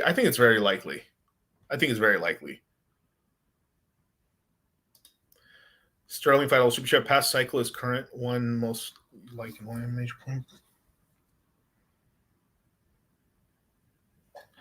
I would imagine it. Honestly, it's more like I guess like 21. I guess it's just like it's a very hybrid cycle. It's a very unique. It's unique because it's the first time we're really getting like real. We're getting actual, legitimately real, institutional purchases. It's being accepted by governments. It's getting incorporated into the actual financial sector legitimately now. So it makes it's kind of a unique thing. But it's sort of like a fusion between like we're in like 2020 and 2016. It's kind of like that in a proxy way. It appears that BTC didn't start running hard until November 2020. Just keep going hard until April. Do you foresee? It's always like there's like a classic rule. Like there's these classic rules where like you buy in May and go away and all that other stuff. Like it's usually like you buy a Bitcoin before the halving, you sell, and then you wait a couple months until the dip, and you buy the dip, and then you sell about a year later after the that dip and stuff after the halving and stuff. So that's what people's plans are doing and stuff. So it's like they're just following the same standard procedures, which you guys are all here for right now, which is nice. Will you leave the country of Camilla and Tim wins? I don't know, maybe. I mean, I have a bug out plan for sure, but like, probably not. But like, I mean, if I have to, I will. I mean, I can. Yeah. Sterling, $5 super chat. Traveled to 3 different countries: U.S., BR, Mex. This in the past weekend. Biometric scanning has increased through TSA security beefing up. Feeling uneasy. Yeah, it's more and more. I mean, like you're getting geo-tracked to where you're going. I mean, like it's getting harder and harder to travel without. I mean, they know exactly where you're going. They don't know exactly where in the country you're going 100%, especially if you're going to more third world, second developing nation. But like, they know you're in the country. You know. Ken Rose, thank you, brother. Jose Bonilla with $10 super chat. How much pulse would you need? Oh, I think I answered this one earlier. Crypto Winter Bull with the Canadian $10. What do you think the chance of the ETF tops on the weekend? Reason being, I own quite a bit of it. Let's see. On a weekend, it would probably not top out. I mean, it's possible, but like, I mean, we'd already be really high already. I mean, we would probably already be taking some profits. I'd probably be saying, hey, you know, take some money off, not all of it, but like, that is kind of the negatives of these products is that they're not traded on Saturday, Sunday, basically. So it's more likely some fuck shit could happen on the weekend, 100%. I think that is actually a viably correct possible assumption, actually. Yeah. Okay, Jose, with the $5 super chat, will you recommend the Citadel with limited capital? And also, how do I join? So you join here through the link. Within about 24 hours, you receive an email with the actual, that's their YouTube channel. Hey, if you're looks maxing or just want to know more stuff about that, there you go, brother. But like, where is it? The Citadel. So you sign up now. It's only credit card or debit and stuff like that, or PayPal. But it's about $98 a month. I would recommend it just because that's the cheapest way to kind of get in and also just kind of be around a lot of positive-minded guys. I totally get it. Some people can't afford the crypto mindset. Of course, we make it more affordable. I don't agree with this part right here, but like we do it because people ask us to, is that, you know, PayPal breaks it down into 4 payments, but it's there to, if you want to use it, but it's better if you pay it in full. Just, you know, like I just don't like people having to pay payments and shit, but like, people break it up into 4s, or they paid in crypto, or they paid on a credit card or debit card is the easier way and stuff versus like, but people have like, every time we do it, people ask us, hey, can you put the PayPal credit thing back up? I'm like, all right, well, there you go. We give everyone the most amount of options, but the Citadel is a really great option because you're in the loop, you're in a group that's very active, and you know, you can ask questions and you can learn a lot because there's a lot of new beginner to intermediate to advanced guys in there, as well as you can ask questions to me and Charlie, and we, you know, proactively throughout the month I do a lot of unrecorded AMAs in the nighttime, usually like around 9 or 10 p.m. in the afternoon. Usually, like if I couldn't do a stream or something, I do unrecorded AMAs where I can answer more. I can be a little more you know, off the beaten path in terms of like what I say. And then me and Charlie also do flash webinars, which are actually recorded, you know, which are really nice. So there you go. And it's a crypto emergency, you guys. If you guys aren't in the Citadel, what are you doing? Crypto emergency, you guys. Crypto emergency. Let's see. How many gigabytes of meme videos do you have? I only choose top 3. Gigabytes? I have quite a few. I mean, I have a lot. I mean, I'm 50 gigs at least. I mean, fuck, I have terabytes of fucking data of like storage. So like, I got a lot of memes. Let's keep going. What's the crypto emergency? Get in the crypto mindset course and get in the Citadel, man. And especially, look, that's why we created the Citadel, because we wanted to have something, a low price product or something, so we can help you guys out. And you're in like an active chat, right? Like $100 everyone can afford, and it's even less than that too, because like if you use the discounts, it makes it cheaper to do everything else. So, but even just that alone, it just will help keep people in the right path and like, you know, be around like positive minded people. And that's why we created it, you know. Jesus is more important than even though he knows what I need. You put that punani. You're a fool, bro. Oh, fuck, killing me. The CMC. No, we do not have an Instagram. I have an Instagram. We only talk about. So like here's the official. Here's my link tree. Please do not follow a fake dollar cost crypto. I am verified on Instagram, YouTube, Twitter. I'm only on those 3 platforms. There's my link tree right there, you guys. Please, for the love of God, do not fall for fake. Every time we do the crypto mindset course, you're going to have like a fake account. We do like one thing that I do when the crypto mindset course launches, I DM everybody, hey, the crypto mindset course is launched, but I do it from my official account. There has been people that have fallen for like a fake one, like, hey, it's you missed out, but it's $2,000 or it's I can get you in, but do not fall for that. There's no Discord. The Citadel is Telegram only. Discord's Discord's very trash, if I'm being honest. Maybe one day, if we have to, we'll use it one day. But like, I try to avoid Discord like the plague. Like the plague. This like Telegram. Not only Telegram is just like kind of Twitter. It just aligns more with what we're with, and it also protects a lot more free speech and stuff like that, which we liked.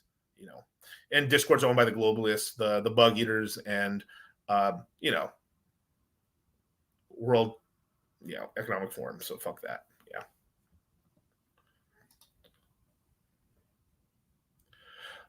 Sebastian, you think a 24-year-old should rent or invest or invite property? It just depends on what you do with your income, man. I mean, like if your sole focus is real estate, focus on that. But if you're in the position where like, oh, I'm not really nowhere close to that, and you know that, then you're better off just investing to learn that because you're getting a skill.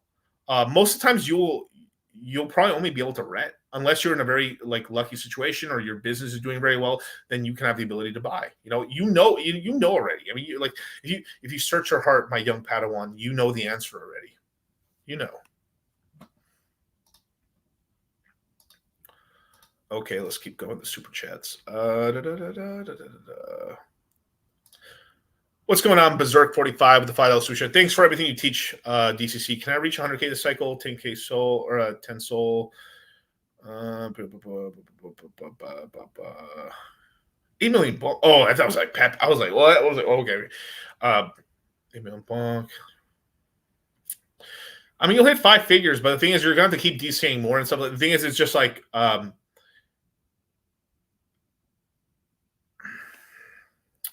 I mean, if Gala went to like $2-3, I mean but that's like like you just can't count on that. I mean, like you have it, so you have that scratcher, but so you have that bet of like, yeah, I got it, or Root Network. Root's another big one. Like Root, Root. If you guys don't know this coin right here, this is another coin that I'm throwing some cash into. This is one I forgot to. I keep forgetting I need to DC into this one. I keep forgetting, but like Root Network is another one that like. Ready Player, this is a big alpha drop right here too. Like this coin is basically has the licensing to they're going to launch a game for Ready Player One. There's a lot of promoting. The Ready Player 2, the movie is going to come out, I think, late next year or in 2026. So there might be a lot of action on this coin. It's pretty much at its lows right now. It's pretty cheap. I mean, if we look through the last 3 months, 4 cents, wicked up here to 6 cents. Currently at 2.7 cents. Very, very, very cheap. I think it wicked down to the lowest about 2.3 cents. So we're talking about like bottom of the barrel right here. And if it wicks lower, you'd probably stay up. It'd probably go like 1.9 cents at the absolute lowest. So you're buying relatively decent price. You can buy a very large amount for nothing. Like, I mean, you did like $500. You secure a little bag, and then you never know where this could go. It could get really hyped up. It's a layer 1 as well. So you're literally buying a fucking dirt cheap, sort of a like GameFi L1. And the thing is, these can go very, very high. You like this is risk to reward. Where like you're not risking too much, and you're getting something. Like I remember I said the same thing about Pepe when I first learned about it in April. I mean, we had someone recently say like they bought $100 of Pepe at the time, and it turned to $8,000. Now that doesn't happen with every coin, obviously, but like you got to sometimes risk it for the biscuit. And it's like if it doesn't matter too much, then fuck it. It's just like whatever. Let's throw a couple $100 and just keep it and see what happens. It's low risk. I mean, low risk, high reward and stuff like that in terms of like what you're risking. I'm at absolutely no point am I saying put all your fucking money into this. No, that's not what I'm saying. But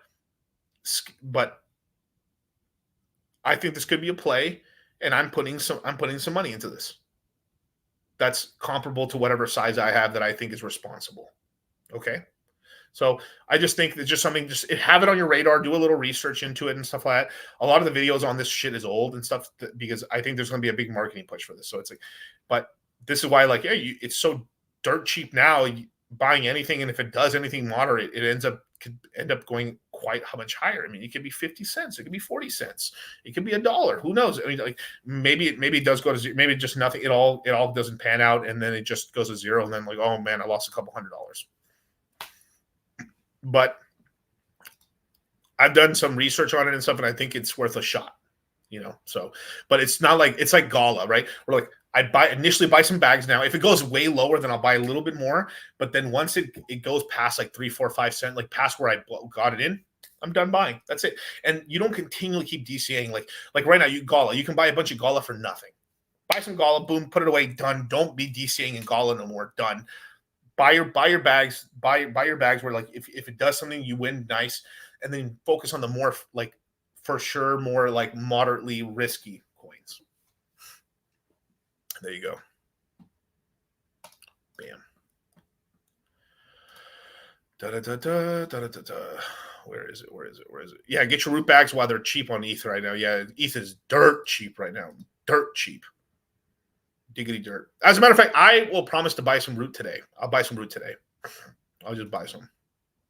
Where the hell are the super chats? Okay.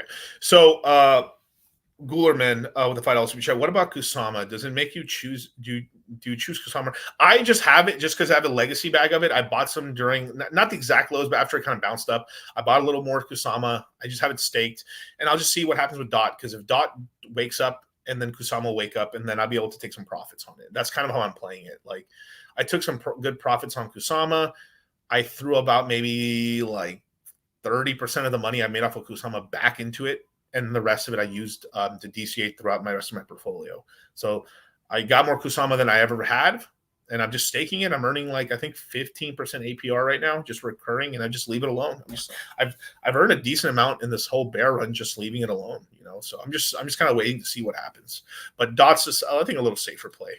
Yeah, Kusama is more risk. The sit down with the $2 super chat, is AVAX the same risk as Sol? Might ape soon? Not no. AVAX has more risk because Sol has more demand, but AVAX I think is a pretty interesting play. I mean, it's really beat down, and it typically does stay somewhat in tandem with Solana. It's just it's had its problems. So like we're if we actually end up getting kind of an L1 season, we can have a really big resurgence in AVAX to kind of catch up. It's not going to catch up to Solana, but percentage gains wise, it might actually just close ground a little bit, if that makes sense. Yeah. Are you still in sync? Yeah, I'm still in sync, but it's just not going to move until we get Solana to move in the holy. We need all of crypto to get bullish, and then these coins, like, because they haven't rugged, like Sync hasn't rugged, neither has like Sync hasn't rugged really. So like Ponke is doing good. Whiffs just, I mean, both Ponke and Whiff are just consolidating. So these are like top meme coins on Solana. Solana is, obviously slightly going up, but like people are buying it or DCAing it, but you need a larger move in the crypto space for these to go up. So once things get very bullish and it becomes like a meme coin season again, I think those can run. So like you buy a little bit, you don't need to buy a lot, and you might be able to do okay-ish with it. But like I'd much, if you're like, I've got a Solana, I'm gonna put a half a Solana in it. And I was like, well, all right, then put the other half in Ponke if you're gonna be risking on meme coins, but like don't just go all in on one meme coin if that's what you're gonna do. Yeah.